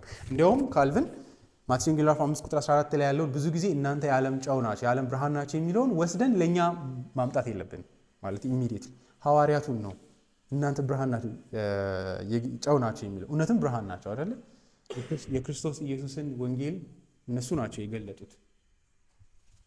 በጨለማ ለሚንከራተት ህዝብ የሰው ልጅ ችግር ምን እንደሆነ እነ ጳውሎስ ናቸው ለህዝብ የእግዚአብሔርን ብርሃን የገለጡት። እንዲሁም ይላል the apostles likewise are peculiarly called light ይላል። ሁሉ ሰው ሳይሆን ሐዋርያቱ ማቴዎስ ወንጌል 5:14 ምክንያቱም እነሱ ነው አይደል ፊት ለፊት እናንተ የዓለም ብርሃንና ጨው ናቸዋል። እኔን አይደለም ያለው ኦር እኛን አይደለም ቸርችን አይደለም ያለው። because they go before holding out the torch of the gospel to dispel the darkness of the world ነው። በጨለማ ጭጋግ ባለ በእውቀት በእግዚአብሔርና በፍጥረቱ መካከል እንኳን ያለው ልዩነት ለማይገባቸው በጨለማ ለሚንከራተቱ ሰዎች የክርስቶስን ኢየሱስ ወንጌል ብርሃን ይዘው ባትሪ ይዘው ያበሩ ሰዎች ናቸው። በዚህም ጨለማውን የገፈፉ ሰዎች ናቸው። በዚህ ብርሃን ናቸው። But here the evangelist speaks of him who is the only and the eternal source of illumination as he immediately shows more clearly ይላል። ይህንን በኋላ መለስበታለሁ። ኢየሱስ እውነተኛ ብርሃን ነው። Christ is the true light ሲል እያወራን ያለ ነው ይላል። ኢቭን ስለ ወንጌል ስብከት ቀጥታ የሚሰበከው ብቻ አይደለም እያወራን ያለ ነው። የብርሃን ብቸኛ ምንጭ ስለሆነው ኢየሱስ ነው የምናወራው ይላል። ኢሉሚን የሚያደርገው ኢየሱስ ነው። እውነታ ነው አይደለ? ዛሬ በክርስቶስ ፊት የእግዚአብሔር የክብሩ እውቀት ብርሃን ምን ያደርጋል? ያበራል። ጨለማ በሆነው ልባችን ውስጥ የበራው እግዚአብሔር የክብሩን እውቀት ያበራልን። በክርስቶስ ፊት ጨለማ በሆነው ልባችን ብርሃን ይብራ ያለው ራሱ እግዚአብሔር ነው። ልክ በዛኛው የፍጥረት ማለዳ ብርሃን ይብራ እንዳለ አሁንም በክርስቶስ ኢየሱስ ፊት ብርሃኑን ያሳየናል። በዚህ ውስጥ ምንድን ነው የምናየው ሲባል የኢየሱስን ሪጀነሬቲንግ የሆነውን ስራውን ነው የሚያሳየው። ወንጌል ቢሰበክ ራሱ አወቃችሁ ማለት አይደለም። ጌታ ጳውሎስ ቢሰብክላችሁ ታውቃላችሁ ማለት አይደለም ወንጌሉን ጌታ ኢየሱስ ካላበራ በስተቀር። ምክንያቱም በወንጌል ውስጥ ራሱ the only source የብርሃን ምንጭ እርሱ ስለሆነ ማለት ነው። ይሄ በእርግጥ ጠንካራ ነው። ወደ ታች ሲሄድ በተለይ ይጠነክራል። ፒንክ እኛ ራሱ ከጌታ ውጪ ጨለማ ብቻ ነን። በራሳችን እኛ ራሱ ብርሃን የለንም አይደለ? እኛን ራሱ ኤፌሶን ምዕራፍ 5:8 ላይ አማኞችን ብሎ የሚላቸው ቀድሞ ምን ነበራችሁ? በጨለማ ነበራችሁ። እናንተ ራሳችሁ ምን ነበራችሁ? ጨለማ ነበራችሁ ነው የሚለው። ምን ማለት ነው ጨለማ ማለት? ብዙ ጊዜ የምናስበው ምንድነው? ኖቶሪየስ ኃጢአተኛ መሆን ብለን ነው የምናስበው አይደለ? በእርግጥ ኖቶሪየስ ነን ሁላችንም አይደለ? በጣም ወንበዴዎች ነን በየራሳችን ስኬል። ግን ቀድሞ በጨለማ ነበራችሁ ሲል ስለ እግዚአብሔር የምታውቁት ምንም ነገር አልነበረም እያለ ነው። ራሳችሁ ምን እንደሆናችሁ፣ ምን እንደሚሰማችሁ፣ ለምን እንደምትቆጡ አታውቁም። ውስጣችሁ ያሉ ኃጢአቶች ለምን እንዳሉ ራሱ ግራ ይገባችኋል።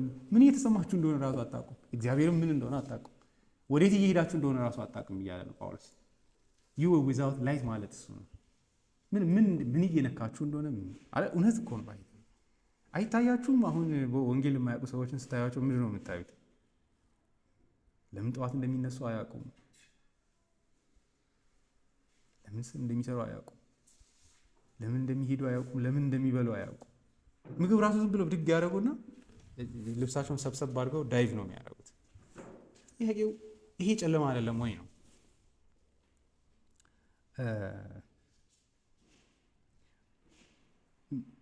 አንድ ጊዜ ዝም ብለን ትምህርት ቤት ሰዎችን አጠገባችን ጓደኞቻችን ነበሩና ያው አሁን በእርግጥ ከወንጌሉ ሄዷል ብዬ ነው የማምነው።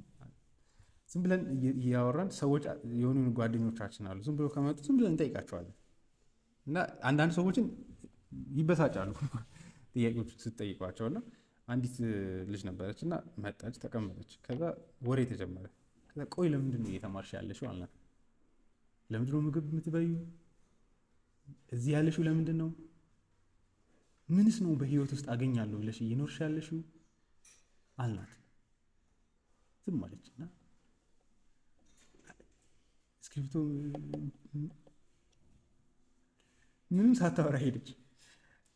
It is really big question. ጨለማ ማለት እሱ ነው ለኔ አይደለ? What is the chief end of man? አይደለ? ኮንፌሽናችንን ካታኪዝማችን እሱ ነው። የሰው ልጅ ፊተኛ እና የመጨረሻ ግብ ምንድን ነው? እሱ መልስ ሳይመለስ መተኛት ጨለማ መሆን ነው አይደለ? ምን እየሰራው? ምንድን ነው እያደረክ ያለሁት? ለምንድን ነው እዚህ ያለሁት?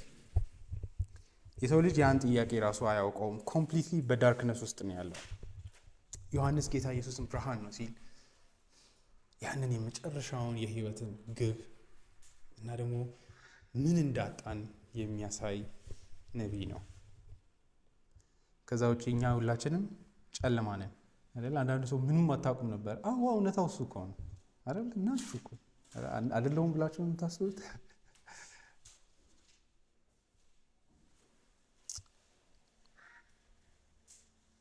ክርስቶስ ነቢያዊ በሆነው አገልግሎቱ የገለጠልን እውነት ይሄ ነው። ለዮሐንስ ጌታ ኢየሱስ ክርስቶስ የዓለምን ኃጢአት የሚያስወግድ በግ መሆኑ ራሱ የተመሰረተው የዓለም በግነቱ ራሱ አንዱ የክርስቶስ ብርሃን የመሆን ምልክት ነው አይደለ? በደሙ ነው ወደ ብርሃን ያወጣን። ስለዚህ ለሱ ኢየሱስ ዋጋው አቶንመንት ነው አይደል? በእርግጥ ምንም ጥያቄ የለውም፣ ማስሬት ነው። ግን ዮሐንስ ኢየሱስን እንደምታዩት እውነት ነው ይላል ደጋግሞ። እውነት ኢየሱስ ነው ይላል። እኛ አስጨንቆ ነው ያውቅም አይደለ? እውነትን አግኝቻለሁ አውቄያለሁ፣ ብርሃን ነው ይላል ደጋግሞ። ጌታ ኢየሱስ ብርሃን ነው፣ እና ያለን እግዚአብሔር ጊዜ ይሰጠናል። ዮሐንስ ወንጌልን ስንማር ለዮሐንስ ጌታ ኢየሱስ ብቸኛ ብርሃን ነው፣ ብቸኛ ነቢይ ነው። የህይወትን እንቆቅልሽ እና የዓለምን እንቆቅልሽ የሚፈታ የሰው ልጅ ምን እንደሆነ እግዚአብሔር ማን እንደሆነ የሚያሳይ ብቸኛ ነቢይ ነው። በዚህ ረገድ ብቸኛ ሳይንቲስት ነው ልትሉ ትችላላችሁ፣ ብቸኛ ፊሎሶፈር ነው። ምክንያቱም እኔ ሳይንቲስቶች እግዚአብሔርን ካላሳወቁኝ ምን ዋጋ አላቸው? ፈላስፎች ታግለው ወደዚህ እውነታ ካላመጡኝ ምን ዋጋ አለ? በዚህ አንጻር በዓለምና በጨለማው ዓለም መካከል ያለ ብቸኛ ብራይት የሆነ ሻይኒንግ ላይት እርሱ ብቻ ነው። ማንም እርሱ የመለሰውን መልስ አይመልስላችሁም። ዮሐንስም የሚመልስ አይደለ፣ ጴጥሮስም ያለው እሱ ነው። ካንተ ወዴት እንሄዳለን? አንተ የህይወት ቃል አለ ይላል። በዚህ ዓለም የህይወት ቃል ያለው አንድም ሰው የለም። አንድ ብርሃን የለም ከአንተ ውጭ። አንተን ጥለን ሄደን የት ልንገባ ነው? ኢየሱስ በእናንተ ህይወት ውስጥ ነቢያዊ የሆነው ዋጋው እሱ ነው ወይ ነው ጥያቄ። ስለዚህ የህይወታችሁን ጥያቄ ለመመለስ በኋላም አወራለሁ። ወዴት ነው የምትሄዱት? የሆነ ፋላስፋ ህይወታችሁን እንዲያስረዳላችሁ ችግሮቻችሁን፣ እግዚአብሔርን ለማወቅስ የት ነው የምትሄዱት? ከየት ነው እውቀታችሁን ፌት የምታደርጉት የምትቀሉት? ኢየሱስን ለእኔ የሞትልኝ በግ ነው ብቻ ሳይሆን ብቸኛ ብርሃኔ ነው ማለት ነው እውነተኛ ድነት። ወንጌሉ ብቸኛ ብርሃን ከሆነ እውነትም ድናቸዋል።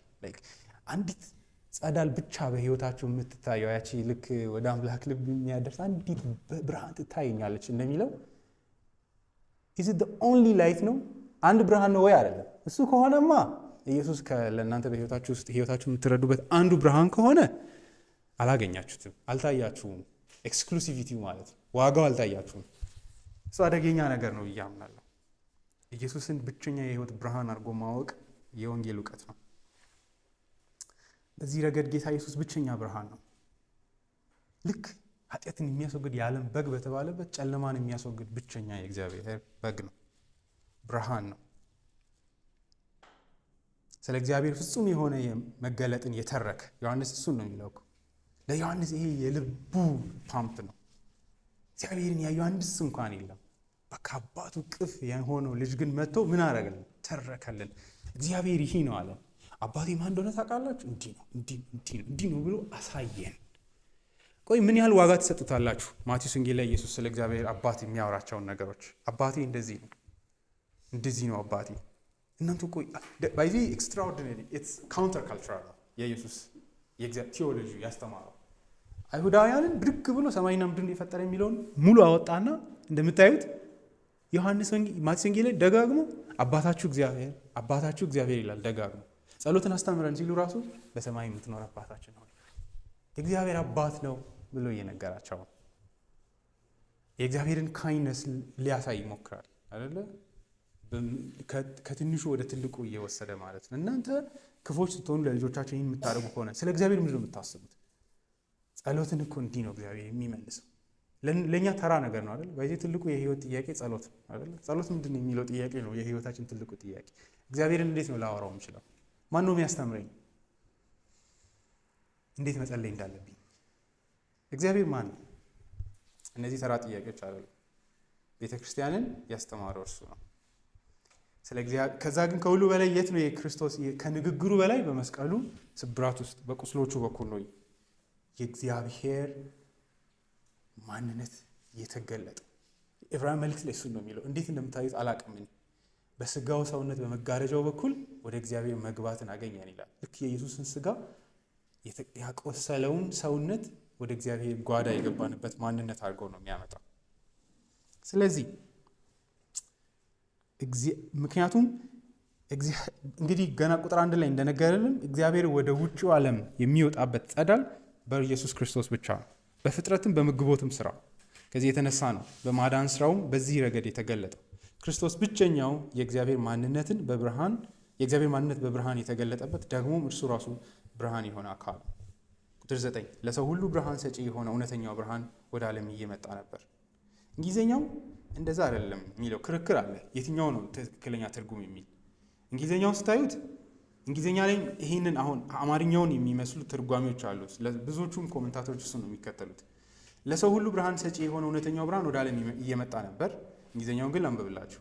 That was the true light which lights every man that comes into the world።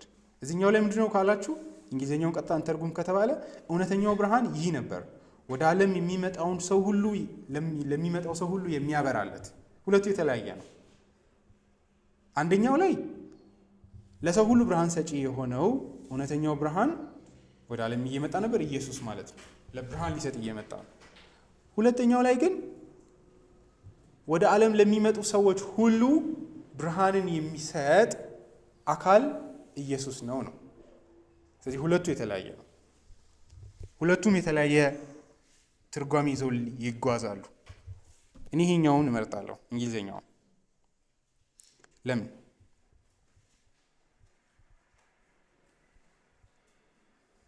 ለሰው ሁሉ እውነተኛው ብርሃን ይህ ነበር፣ ወደ ዓለም የሚመጣውን ሰው ሁሉ የሚያበራለት። በዚህ ረገድ እንሂድ ከተባለ አድኖታዊ ስራውን አይደለም አሁንም የሚያወራው ዮሐንስ።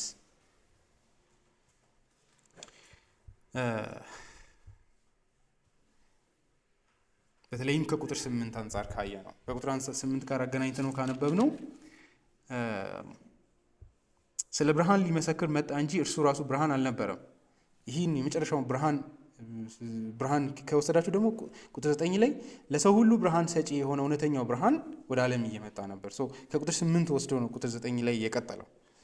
ማለት ዮሐንስን ይተወውና ብርሃኑን ይዞት ነው ይሄ የሚሄደው። እውነተኛው ብርሃን ይሄ ነበረ። ይህ እውነተኛው ብርሃን የሚያደርገው ምንድነው ሲባል ለሰው ሁሉ የሚያበራ ብርሃን ነው። እውነተኛ ብርሃን ሲል ምን እያሰበ ነው? አንደኛ ፒንክ ይላል። የማያታልል ብርሃን ነው፣ እንደ ሰይጣን የውሸት ብርሃን የሚሰጥ አይደለም ከሚለው አንጻር ነው እያሰበ ያለው ዮሐንስ ይላል። ክርስቶስ ከዚህ ከውሸት ሃይማኖቶችና ሰይጣን ከፈጠራቸው የውሸት የእግዚአብሔር ትርክቶች ሁሉ መካከል እውነተኛውን የእግዚአብሔርን ማንነት የሚገልጥ ብርሃን የሚለው አለ። እሱ ግን ዮሐንስ የሰይጣን ኃይላትን እያሰበ ነው ወይ ብላችሁ ስታስቡ እዛው ቁጥሩ ላይ ስታዩ ያንን ማግኘት አትችሉም። ሁለተኛ ደግሞ ይላል ኢየሱስ ክርስቶስ እውነተኛ ብርሃን ነው ሲባል የብሉይ ኪዳን ምሳሌዎች ጋር እያነጻጸረ ነው። በብሉይ ኪዳን እንግዲህ ጌታ ኢየሱስ እግዚአብሔር የተገለጠው በተለያዩ በበጎች ሞት ውስጥ የልጁን ማዳን ያሳየ ነበር። በተለያዩ የእምነት ፊገሮች ያንን እየተረከ ነበር እግዚአብሔር ያመጣው ታሪኩን።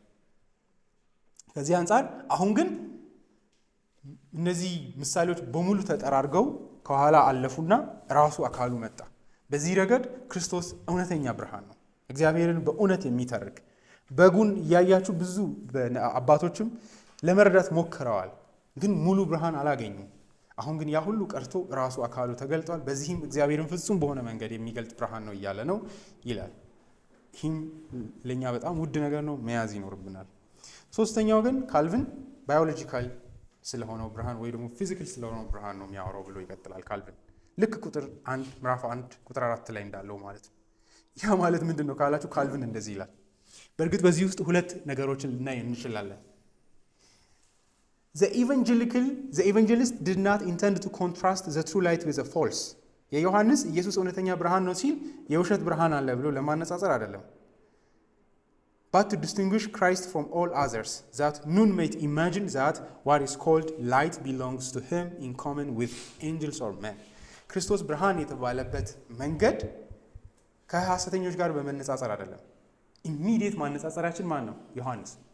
ዮሐንስንም ራሱ ብርሃን አይደለም እያለ ዮሐንስ ሐሰተኛ ነው ማለት አይደለም። በዚህ ታዲያ ምን ላይ የሄደ ነው ዮሐንስ? ጸሐፊው የወንጌል ጸሐፊ ዮሐንስን ራሱ ብርሃን መስካሪ ነው፣ ግን እውነተኛ ብርሃን አይደለም አለ። ኢየሱስ ነው እውነተኛ ብርሃን አለ። ዮሐንስ ፎልስ ነው ማለት አይደለም። የወንጌል ጸሐፊው የዮሐንስ ትኩረት ኢየሱስን በዛ ረገድ ለማሳየት አይደለም። ስለዚህ ምንድን ነው ከተባለ ወዴት የሄደ ነው ካልቪን ካላችሁ ኢየሱስ ብቸኛ ብርሃን ነው ስንል የትኞቹም አስተማሪዎች የብሉይ ኪዳን እነ ሙሴ ማንም ይሁን በዚህ መንገድ ብርሃን አይደሉም። ዮሐንስ ያንን ምዕራፍ 3 ላይ ስንሄድ እናያለን። ያንን ይናገራል። የኢየሱስ ስለ እግዚአብሔር የሚናገረው ነገር ብቸኛ እውነተኛ ፍጹም የሆነ መገለጥ ነው በእርሱ ውስጥ የታየው። ስለዚህ ኢየሱስን ብቸኛ ብርሃን ነው ሲል በዚህ ረገድ ነው። መላእክትም በዚህ መንገድ እንደሱ ብርሃን አይደሉም፣ ሰዎችም። ለምን? እሱ ብቻ ቃል ነው። ቃል ደግሞ እግዚአብሔር የሚገልጥ ፍጹም የሆነ አካል እሱ ከዘላለም የሆነ አካል ነው። ካልቪን ግን ከዛ የወስደውና በዚህ ረገድ ካልቪን ኢቭን መላእክት እግዚአብሔርን በቀጥታ ሊያዩ አይችሉም፣ በእርሱ በኩል ነው የሚያዩት ይላል በሌላ ቦታ። በእነሱ ራሱ እግዚአብሔርን ቀጥታ አያውቁትም፣ ምክንያቱም ማንም ሊቀርብ በማይችል ብርሃን ይኖራል። ኢሳይያስ ምዕራፍ 6 ላይ እንደምትመለከቱት ራሱ መላእክቱ እንደማይመለከቱ ነው አይደለ? አይኖቻቸውን ሸፍነው ነው ቅዱስ ቅዱስ የሚሉት። እና በማን በኩል ነው መላእክት የሚያዩት እግዚአብሔርን ካላችሁ ጳውሎስ ኤፌሶን ምዕራፍ 3 ላይ እንደሚናገረው አይደለ? በሰማያዊ ስፍራ ላሉት ኃይላትና ስልጣናት ራሱ በቤተ ክርስቲያን በኩል የእግዚአብሔር መልቲ የሆነው ማንነቱ ይታያል ነው የሚሉት። እነሱ ራሱ በክርስቶስ ኢየሱስ የማዳን ስራ ውስጥ ነው እግዚአብሔርን የሚያዩት፣ በቤተ ክርስቲያን በኩል ነው የሚያዩት። ስለዚህ ለእነሱ ራሱ የእግዚአብሔርን ጸጋ የእግዚአብሔርን ኃይል አንድ በፍጥረት ያያሉ እነሱም እንደማንም፣ ከዛ ደግሞ ፍጹም በሆነ እውቀት በቤተ ክርስቲያን በኩል የእግዚአብሔርን ማንነት ያያሉ። በክርስቶስ ኢየሱስ ባደረገው ስራ ነው የሚለው አይደለ? ኤፌሶን ላይ ጳውሎስ እንደዛ ነው የሚያወራው። እንግዲህ ይሄ ምንም ማድረግ አልችልም፣ መሰረትን ደግመን አንመስርት እንደማለት ነው። እንደዚህ ነገሮችን ማውራት የግዴታ ይመስለኛል፣ መሸሽ ምችል አይመስለኝም። ላቀለው አልችልም ብዬ አስባለሁ። ምዕራፍ 3 ቁጥር 10 እንዲሁም ሁሉም በፈጠረ በእግዚአብሔር ላለፉት ዘመናት የተሰወረውን የዚህን ምስጢር አሰራር ለሁሉም እገልጥ ዘንድ ተሰጠኝ። ሐሳቡም በአሁኑ ዘመን በቤተ ክርስቲያን አማካኝነት ብዙ ገጽታ ያለው የእግዚአብሔር ጥበብ በሰማያዊ ስፍራ ላሉት አለቆችና ባለስልጣናት ይታወቅ ዘንድ ነው። ቁጥር 11 ይህ ምንድን ነው? ቤተ ክርስቲያንን በክርስቶስ በኩል። ቁጥር 11 ይህም በክርስቶስ ኢየሱስ በጌታችን በፈጸመው ዘላለማዊ ዕቅዱ መሰረት ነው። ማን ነው መሀል ላይ ያለው? ኢየሱስ ነው። ኢየሱስ ግን ምንን ነው? በምን በኩል? በቤተ ክርስቲያን በኩል። አንድ ሰውዬ ስለዚህ ሲያስረዳ ፍጥረት የእግዚአብሔር ክብር ማሳያ ነው ይላል። ቤተ ክርስቲያን ደግሞ የእግዚአብሔር የክብሩ የጸጋው ክብር ማሳያ ናት ይላል። ፍሬም ናት፣ ባለጠግነቱ የሚታይባት። ይህ ሊያስደንቀን ይገባል። በዚህ ረገድ ጌታ ኢየሱስ ክርስቶስ እግዚአብሔርን የሚገልጥ ብቸኛው ብርሃን ነው። በሰማይም በምድርም ይሄ ስራን ማከናወን የሚችል መላእክትም ሰውም የለም። በዚህ ረገድ ካልቪን እዚሁ ዮሐንስ ወንጌል ላይ እንደዚህ ይላል፣ the distinction is that whatever is luminous in heaven and in earth borrows its splendor from some other object። ባዮሎጂካል ብርሃን ነው የሚላችሁ ዮሐንስ የኢየሱስን አዶናታዊ የሆነውን በሳልቪፊክ የሆነውን ብርሃንነት ብርሃን መሆንን በድነት ውስጥ ያለውን ብርሃን ለፍጥረት ራሱ ለተፈጠረው ዓለም ብርሃን ከየት ነው የሚያገኙት ካላችሁ በሰማይ ያሉ ጨረቃና ፀሐይ ራሱ ሁሉንም ብርሃን ሄዳችሁ ትረስ አድርጋችሁ ከሄዳችሁ መጨረሻው ኢየሱስ ክርስቶስ ነው ይላል። ይህ ያስደነግጣል። ፀሐይ ከየት ነው ብርሃኗን እያገኘች ያለችው? ይህ አጠገባችን ያለው ብርሃን ከየት ነው የመጣው? ሁሉን ሄደን እንፈልግ። የትኞቹን ብርሃኖች በውሃ በኩል ነው የመጣው ብላችሁ ሂዱ፣ መጨረሻው ነው። ኦልቲሜትሊ ይላል ክርስቶስ ኢየሱስ ነው ብርሃን። ይሄ ለእኔ ቀላል ትርጉም አይመስለኝም። ምክንያቱም ዮሐንስ ራእይ ላይ እንደምትመለከቱት ፀሐይና ጨረቃ በዛች ከተማ ውስጥ አይኖሩም። ለምን ሲባል በጉ ብርሃኗ ነው ይላል። እኔ እንዴት እንደሚያበራ አላውቅም፣ ግን ጌታ ኢየሱስ ክርስቶስ ብርሃኗ ነው የሚለው። አሁንም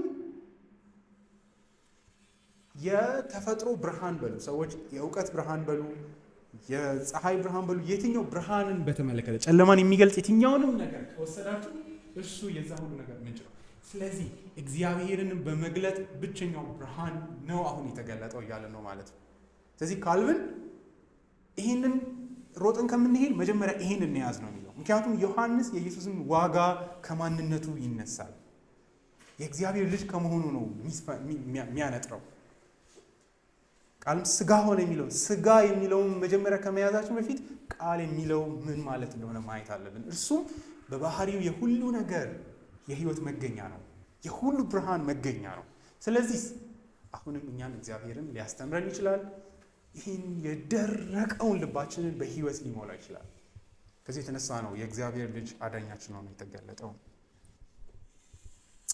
This distinction is that whatever is luminous in heaven and in earth borrows its splendor from some other object። የትኛውም ብርሃኑን የሚዋሰው ከሌላ አካል ነው። ጨረቃ ከፀሐይ እንደዚህ ከዛ ጨረቃን ትተውትና ፀሐይ ጋር ትሄዳላችሁ። ፀሐይ ኬት ነው ብርሃኑን የምታገኘው? የምታበራው ኬት ወስዳል። ይሄ ብርሃን ከየትኛው አካሏ ነው እየወጣ ያለው? ልክ ምግብ እንዳልነው ነው። ባይ ዘ ወይ ቅድም ምግብ ህይወትን ይሰጣል አለን፣ ግን ምግቡ በራሱ አይደለም ህይወትን እየሰጣቸው ያለው። ልክ አሁንም ፀሐይን ተጠቅሞ በፀሐይዋ በኩል የሚያበራው ኢየሱስ ነው። That's amazing.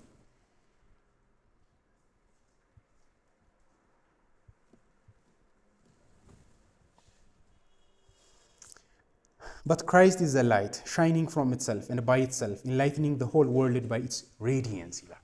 ጌታ ኢየሱስ ግን ብርሃንን ከማንም አይቀበልም። እሱ ራሱ የሚያበራ ነው አይደለ? ማንም ለሱ አያበራለትም፣ እሱ ያበራል እንጂ። So that no other source or cause of splendor is anywhere to be found. ከክርስቶስ ውጪ ብርሃን የሚመነጭበትን የትኛውንም ነገር ፈልጋችሁ ልታገኛችሁ። ለምን? በእግዚአብሔርና በውጫዊ ኤክስተርናል በሆነው ዓለም መካከል ያለው ብቸኛው ጌትዌይ እሱ ነው ብሎ ነው የጀመረው ካልቪን። ኢየሱስ የእግዚአብሔር የፍጥረት ስራውም የበራበት ቀዳዳ፣ እግዚአብሔር ወደ ብርሃን የወጣበት። እግዚአብሔርን ከክርስቶስ ውጪ የትም ልታገኙት አትችሉም። በፍጥረትም እርሱ ነው ወደ ብርሃን ያመጣው፣ በድነትም ማለት ነው።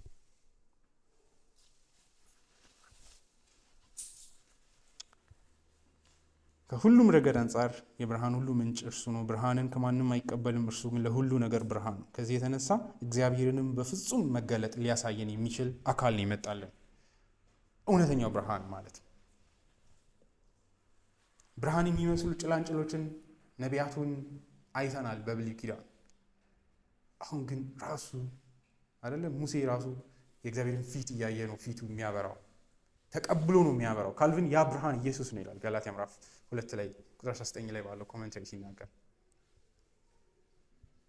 ምክንያቱም በእግዚአብሔርና በኢቭን ሕጉንም የገለጠው እሱ ነው ይላል በሙሴ በኩል። ምክንያቱም የእግዚአብሔር መገለጦች ብርሃን ከእግዚአብሔር ዘንድ የሚወጣው በእርሱ በኩል መሀል ላይ ያለው መካከለኛው እርሱ ነው በስጋ ከመገለጡ በፊት ይላል። ምክንያቱም ኦንቶሎጂካሊ በማንነቱ በእግዚአብሔር በስላሴ መካከል ባለው ግንኙነት ውስጥ ጌትዌይ እሱ ነው። ስለዚህ የሙሴን ብርሃን ብትወስዱ ምንድን ነው? ተቀብሎ ነው የሚያበራው። አንዱ የጳውሎስ አዲስ ኪዳን ብልጫው ሁለተኛ ቆሮንቶስ ምዕራፍ 3 ላይ እንደሚለው ምንድን ነው? ባልተሸፈነ ፊት እንደ መስተዋት ፊት ለፊት ኢየሱስን እናየዋለን ይላል። እግዚአብሔርን መሀል ላይ ቆሞ ፊት ብርሃን እየወሰደ ዞሮ የሚሰጠን አካል የለም እንደ ሙሴ ከዚህ በኋላ። እግዚአብሔር የሚፈልገው ከእናንተ ይሄ ነው፣ ዞሮ እግዚአብሔር ይህን ይፈልጋል የሚል ተናጋሪ የለንም። አሁን መሀል ላይ ማንም ሳይኖር መካከለኛ ሳይኖር ኢየሱስን በወንጌሉ ስብከት ውስጥ ቀጥታ ፊት ለፊቱ እያየ ነው ይላል። በማን በኩል? በመንፈስ ቅዱስ በኩል። ኢየሱስ ጸዳሉ ሲያበራ የማይታየው አካል ካለ ዳግም ልደት ስላላገኘ ነው።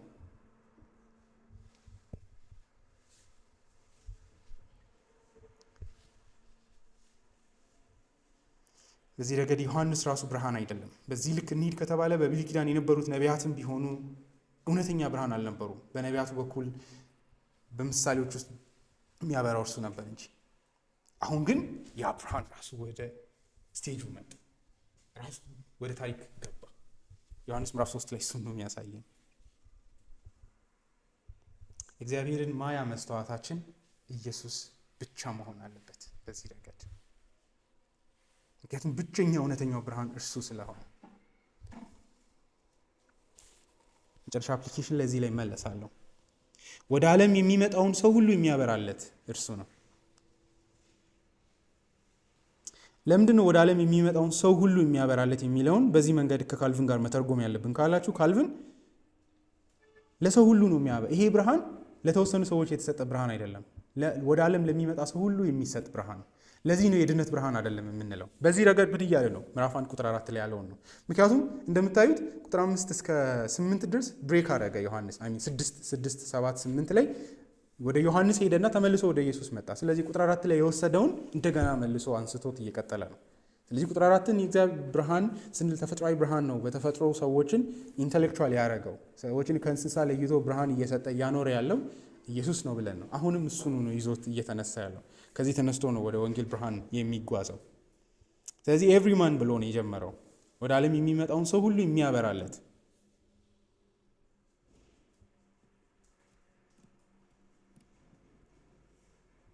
ስለዚህ ካልቪን ይህንን ይወስደውና but since the evangelist employs the general phrase every man that comes into the world ወደ ዓለም የሚመጣውን ሰው ሁሉ የሚያበራለት ከተባለ I am more inclined to adopt the other meaning which is that from this light the rays are diffused over all mankind ይላል። ከዚህ የብርሃን ጨረር እየወጣ ለሰው ሁሉ ይደርሳል። As I have already said, for we know that men have this peculiar excellence which raises them above other animals. ከእንስሳት ሁሉ የለየው ብርሃን የሰው ልጅን ምንድን ነው ካላችሁ ኢየሱስ ክርስቶስ ነው የሚለው ዮሐንስ።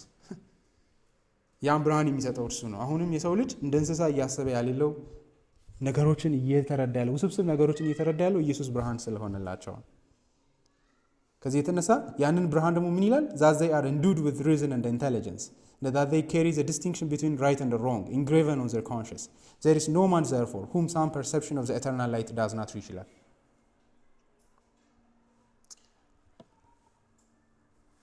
ይሄ ሁለት ችግሮችን ሊያመጣ ይችላል ብሎ ያስጠነቅቃል። በፍጹም እነዚህ ነገሮችን እያልቁ አይደለም ይላል። አንዳንድ ሐሰተኞች ይህን ክፍል ይወስዱና በማይሆን መንገድ ቶርቸር ያደርጋሉ፣ ክፍሉን ያሰቃያሉ። እሱም ኢየሱስ ክርስቶስን ወንጌሉን ሰው ባያቅም በያለበት ሰው ብርሃን አለው የሚል ወንጌሉ ሳያስፈልግ አዛቦች ምንም የትም ያሉ ሰዎች የኢየሱስ ብርሃን ይደርሳቸዋል። ኖ ቁጥር 5 ላይ እሱ ነግሮናል፣ ጨለማ ሊረዳው እንዳልቻለ። ያበራል እኮ ግን ለድነት የሚሆን ብርሃን አይደለም ይሄ። ለምን? let us remember that the only subject here treated is the common light of nature. እዚህ ክፍል ላይ እንጠንቀቅ። እዚህ ላይ ዮሐንስ እያወራ ያለው በጋሪዮሽ ጸጋ እግዚአብሔር ለሁሉ ሰው በክርስቶስ ኢየሱስ የሚሰጠው ብርሃን ነው ይላል። ማለት ሁሉም ሰው ያለውን አእምሮ። የሰው ልጅ እንደምታዩት እንደ እንስሳ አይደለም። ምንም መካድ አትችሉም። መሬት ላይ ሳር ሲግጥ አታዩትም። ነገሮችን ያስባል ስታዩት። ይሄ ከየት መጣ ብላችሁ ከጠየቃችሁ ከእንስሳት የለየው ብርሃን አሁንም በተፈጥሮ ከክርስቶስ የሚያገኙት ብርሃን ነው። ለድነት የሚሆን ብርሃን ግን አይደለም። which is far inferior to faith. ይሄ ከወንጌል ብርሃን ጋር ሲነጻጸር እጅግ ያነሰ ነው። for never will any man by all acuteness and the sagacity of his own mind penetrate into the kingdom of God ይላል። ምንም ጭንቅላቱ በጣም ስል የሆነ ሰው በጣም ውስብስብ ነገሮችን ያስባት የምትሉት ሰው ራሱ የእግዚአብሔርን መንግስት በራሱ በተፈጥሯዊ አእምሮ ክራክ አድርጎ መሄድ አይችልም ነው የሚለው። ፔኔትሬት አድርጎ መሄድ አይችልም ነው። ዓለም በገዛ መንገዷ እግዚአብሔርን ማወቅ ስለተሳናት የምንለው እሱ ነው።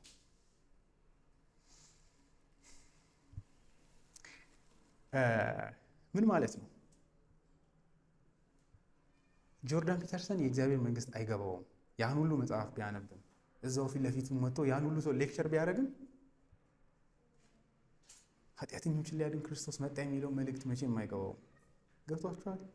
አንለስ ዳግመኛ ካልተወለደ ሰው የእግዚአብሔር መንግስት ሊያይ አይችልም። እዛው ተሰብስቦ እኮ አሁን ጠረጴዛ ላይ ያወራሉ አይደለ? ስለ ዘጸአት መጽሐፍ ያሳዝኗቸዋል። ባይዘው ምንም አይገባቸውም መጽሐፉ ማለት ምን እንደሚያወራ ያውቁ ይወስዱትና የካርል ዩንግ እንትን አለ ፓራዳይም ምናምን ይቀደዳሉ። ምንም ግን የሚያወሩትን ራሱ ሳያውቁ በእርግጠኝነት ይናገራሉ ስለሚያወሩት ነገር ሳያውቁ። that is amazing.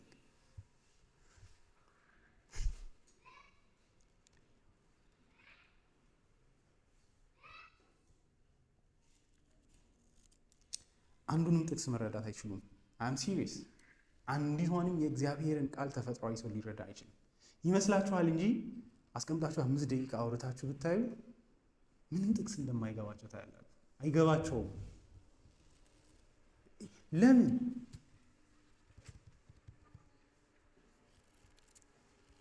እኔ እሱ ምንም መጽሐፍ ቅዱስ ስለሚል ነው ማለት አይደለ? መጽሐፍትን ዮሐንስ ወንጌል ምዕራፍ 5 ላይ ጌታ ኢየሱስ እንዳለው በመጽሐፍት የዘላለም ሕይወት የሚገኝ ስለሚመስላችሁ መጽሐፍትን ትመረምራላችሁ፣ ግን ሰምታችሁ ሕይወት እንዲሆንላችሁ ወደ እኔ ልትመጡ ከቶ አትችሉም ይላል።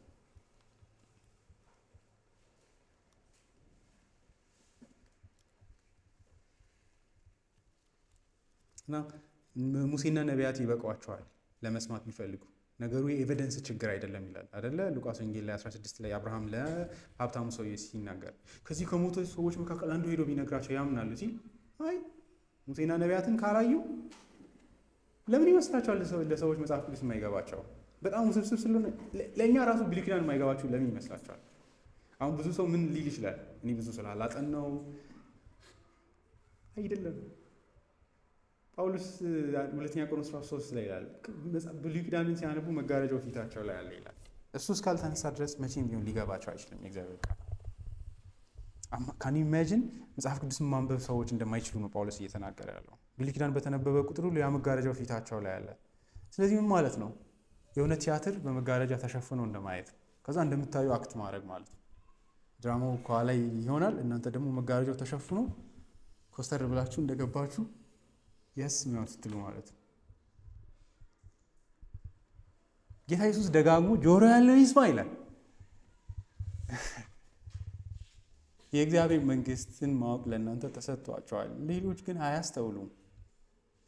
የኢየሱስን ምሳሌዎች ዛሬም ሰዎች አያስተውሉም ማለት ነው። ምንም ቀልድ የለውም። አሁንም ወስዳቸው አስረዱ ብትሉ አይገባቸውም ሰዎች። ስለዚህ በተፈጥሮ ብርሃን በምንም አይነት አእምሯቸው በሌላ ነገር ብሪሊያንት ቢሆን ራሱ የክርስቶስ ኢየሱስ ያልዳኑ ሰዎች ደድ ናቸው፣ ሙት ናቸው። አንድ በጣም የሚገርም አእምሮ ያለው ሰው እኛ መካከል ቢመጣ እና ዳግም ልደት ቢያገኝ እንበልጠዋለን። ተቀምጦ መማር አለበት። አይገባውም፣ ሕፃን ስለሆነ ማለት ነው በጌታ ነገር። ምክንያቱም ይሄ የአእምሮ ኤክሰለንሲ ጉዳይ ስላልሆነ ማለት ነው፣ የትምህርት ጉዳይ ስላልሆነ ማለት ነው፣ የዳግም ልደት ጉዳይ። ኒቆዲሞስ የአይሁድ የሕግ መምህር ነው፣ ግን አንድ ጥቅስ አይገባውም ማለት ነው። አንተ የአይሁድ መምህር ሆነ ሳለ አይገባህም አለ። እኔ አይደለሁም ያልኩት። ዳግም ልደት እንደሌለው ጌታ ኢየሱስ በምንድን ነው ያሳየው? መጽሐፍ ቅዱስ አንብባ አይገባህም ነው ያለው አይደለ? ኒቆዲሞስም ኢየሱስም መልሶ እውነት እልሃለሁ ማንም ዳግመኛ ካልተወለደ በቀር የእግዚአብሔር መንግስትን ሊያይ አይችልም። ፔኔትሬት አድርጎ ሊገባ አይችልም። ከዚያስ ከታች ወረደና ቁጥር 9 ኒቆዲሞስም ይሄ እንዴት ሊሆን ይችላል ሲል ጠየቀው። ዘልየዋለሁ። ዳግም ልደትን አወራ። ኢየሱስ እንዲህ ሲል መለሰለት፣ አንተ የእስራኤል መምህር ሆነ ሳለ እነዚህን ነገሮች አታውቅምን? አታውቅም እያለው እውነት እልሃለሁ የምናውቀውን እንናገራለን፣ ያየነውንም እንመሰክራለን፣ እናንተ ግን ምስክርነታችንን አትቀበሉ። ስለ ምድራዊ ነገር ነግሬያችሁ ያላመናችሁ ስለ ሰማያዊ ነገር ብነግራችሁ እንዴት ታምናላችሁ? ከሰማይ ከወረደው ከሰው ልጅ በቀር ወደ ሰማይ የወጣ ማንም የለም። ሙሴ በምድረ በዳ እባብን እንደሰቀለ የሰው ልጅም እንዲሁ ሊሰቀል ይገባዋል፣ ይኸውም በእርሱ የሚያምን ሁሉ የዘላለም ሕይወት እንዲኖረው። ይሄ ገብቶ አያውቅም ይለዋል። ምን ልበል? ካልቪን ታዲያ እንዴት ነው ታዲያ ሰዎች ወደ እግዚአብሔር መንግስት አእምሮ የእግዚአብሔር ነገር ሊረዱ የሚችሉት ካላችሁ it is the spirit of God alone who opens the gate of heaven to the elect ይላል።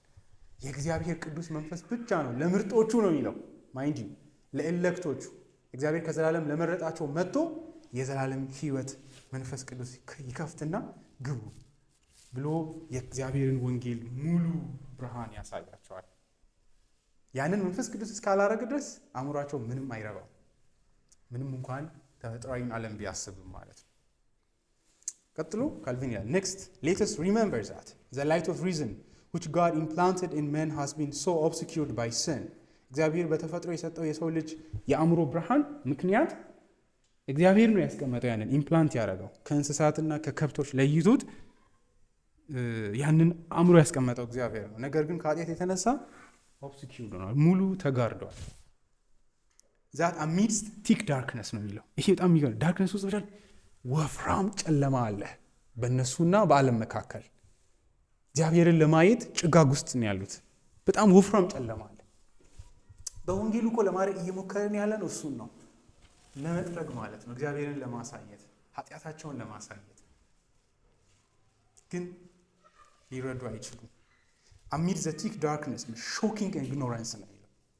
የሚዘገንን የሆነ አለማወቅ፣ እውርነት and a gulf of errors በጣም ገደል አለ የስህተት ማዕት ማለት ነው። ባይዜ አንዳንዴ አሁን ነው ድክም ነው የሚላችሁ ሰዎችን ለማውራት ብላችሁ ትንፋሽ ነው የምትወስዱት። አንዳንድ ሰው ወይኔ በጣም ረጅም ስራ ነው ያለብኝ ትላላችሁ።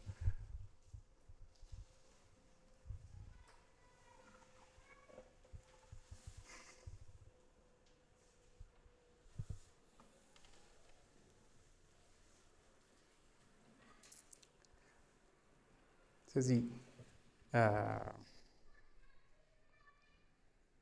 የእግዚአብሔርን ነገር ማስረዳት ከባድ ጭንቅ የሆነ ነገር ነው መንፈስ ቅዱስ ካልረዳ። የዕብራውያን ጸሐፊም እሱን ነው የሚናገረው አይደለ? ምዕራፍ 5 ላይ ስለ ኢየሱስ ክርስቶስ ስራ ሲያወራ ምዕራፍ 5 ቁጥር 1 ስለዚህ ጉዳይ የምንናገረው ብዙ ነገር አለን፣ ነገር ግን ለመማር ዳተኛ ስለሆናችሁ ለማስረዳት እጅግ አስቸጋሪ ነው። ለማስረዳት አስቸጋሪ ነው። ዳተኛ ይሄ ከአንዱ ጀነሬሽን ወይ ደግሞ ከብላይንድነስ የመጣ ነው። ስለዚህ ዳግም ልደትን ሰጥቶ ወደ ወንጌሉ ብርሃን ሊያመጣ የሚችለው መንፈስ ቅዱስ ብቻ። ስለዚህ ሰዎች ዛሬ ወንጌል ባይገባቸው ምንም ልንደነቅ አይገባም። ምክንያቱም ኒቆዲሞስ አልገባውም።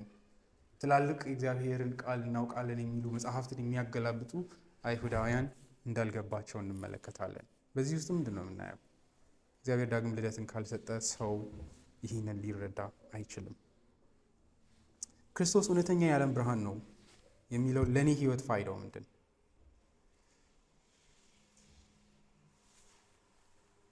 አንድ ነገር ልበል፣ ይሄ ይጠቅማቸዋል ብዬ አምናለሁ።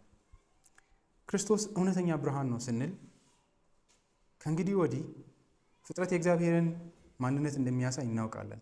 ግን ችግሩ የእግዚአብሔር ቁጣንም የሚያሳይ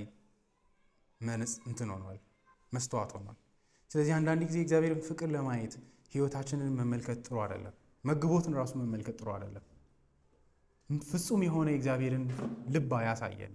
የእግዚአብሔር የተስፋ ቃሎች ናቸው ጠንካራ፣ ህይወታችንን እንዳንመለከት ማለት ነው። ልክ ይሄ መዝሙሩ ላይ እንዳለው በክርስቶስ በጠንካራው ዕለት እቆማለሁ የሚለው ላይ ጨለማ ሲሸፍነኝ ውድ ፊቱን በማይለወጥ ጸጋው ላይ አርፋለሁኝ ነው የሚለው።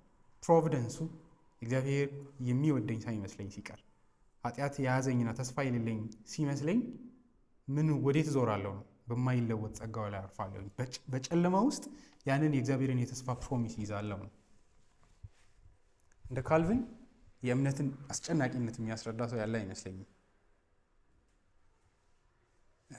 እንዲያውም የዕብራውያን መልእክት ምዕራፍ 6 ላይ መልህቅ አለን የሚለውን ሲናገር መልህቅ ወደ ታች ትጥሉትና አለት ውስጥ ይሆናል፣ ከዛ ያቆማል በማዕበል ውስጥ። ማዕበሉ የሚገፈትርና የሚጥላችሁ ይመስላል፣ ግን መልህቅ አይለቅ ይይዛል።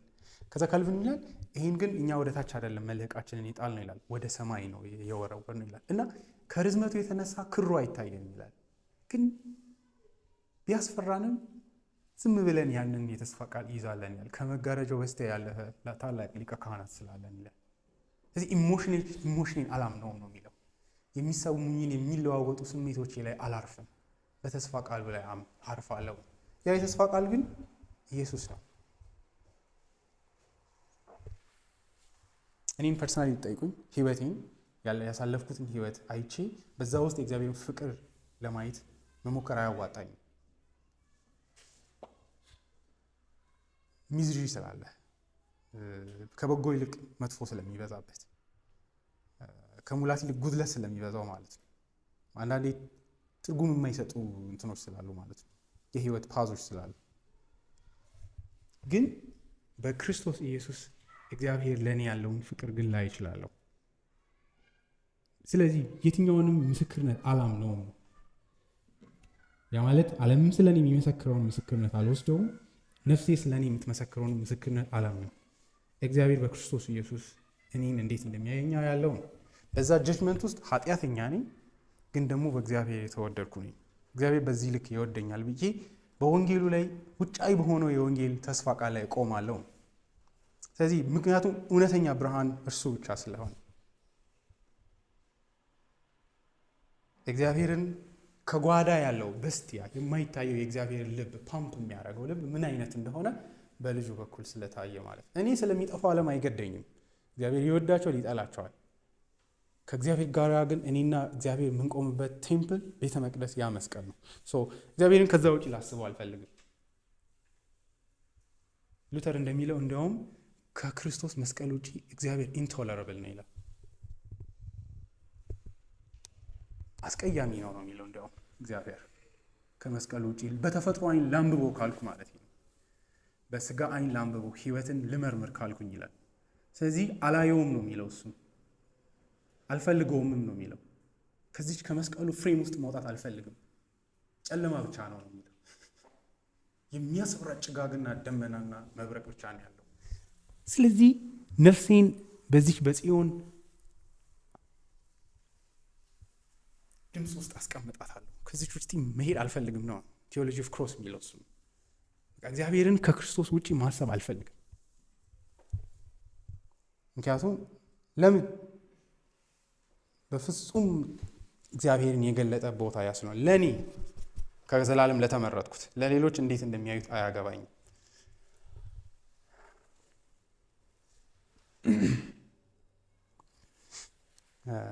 ስለዚህ ሌላ የህይወት ትርጉም ያለው እኛ ራሳችን ማን እንደሆነን ራሱ የምናውቀው በክርስቶስ ኢየሱስ ወንጌል ውስጥ ነው። ይሄ መጽሐፍ ነው እኛ ማን እንደሆነን የሚናገረው። ዓለም ላይ ያሉ ትርክቶች ምንድን ናቸው? እናንተ ከዝንጀሮ ነው የመጣችሁት አንዱ ይላቸዋል። አንዱ ደግሞ ከየት እንደመጣን ራሱ ገበያው ላይ የተፈለጉ ናሬሽኖች አሉ፣ ትርክቶች አሉ።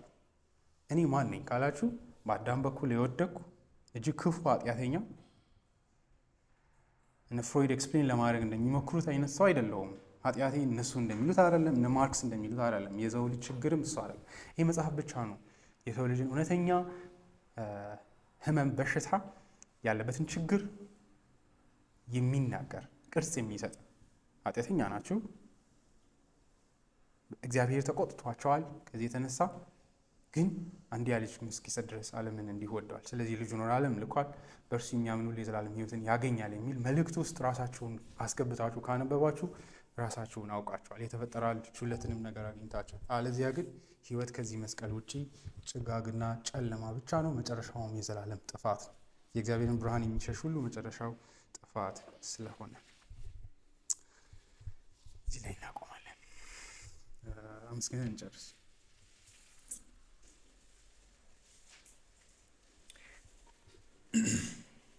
እግዚአብሔር አባት ሆይ በዚህ በክርስቶስ ኢየሱስ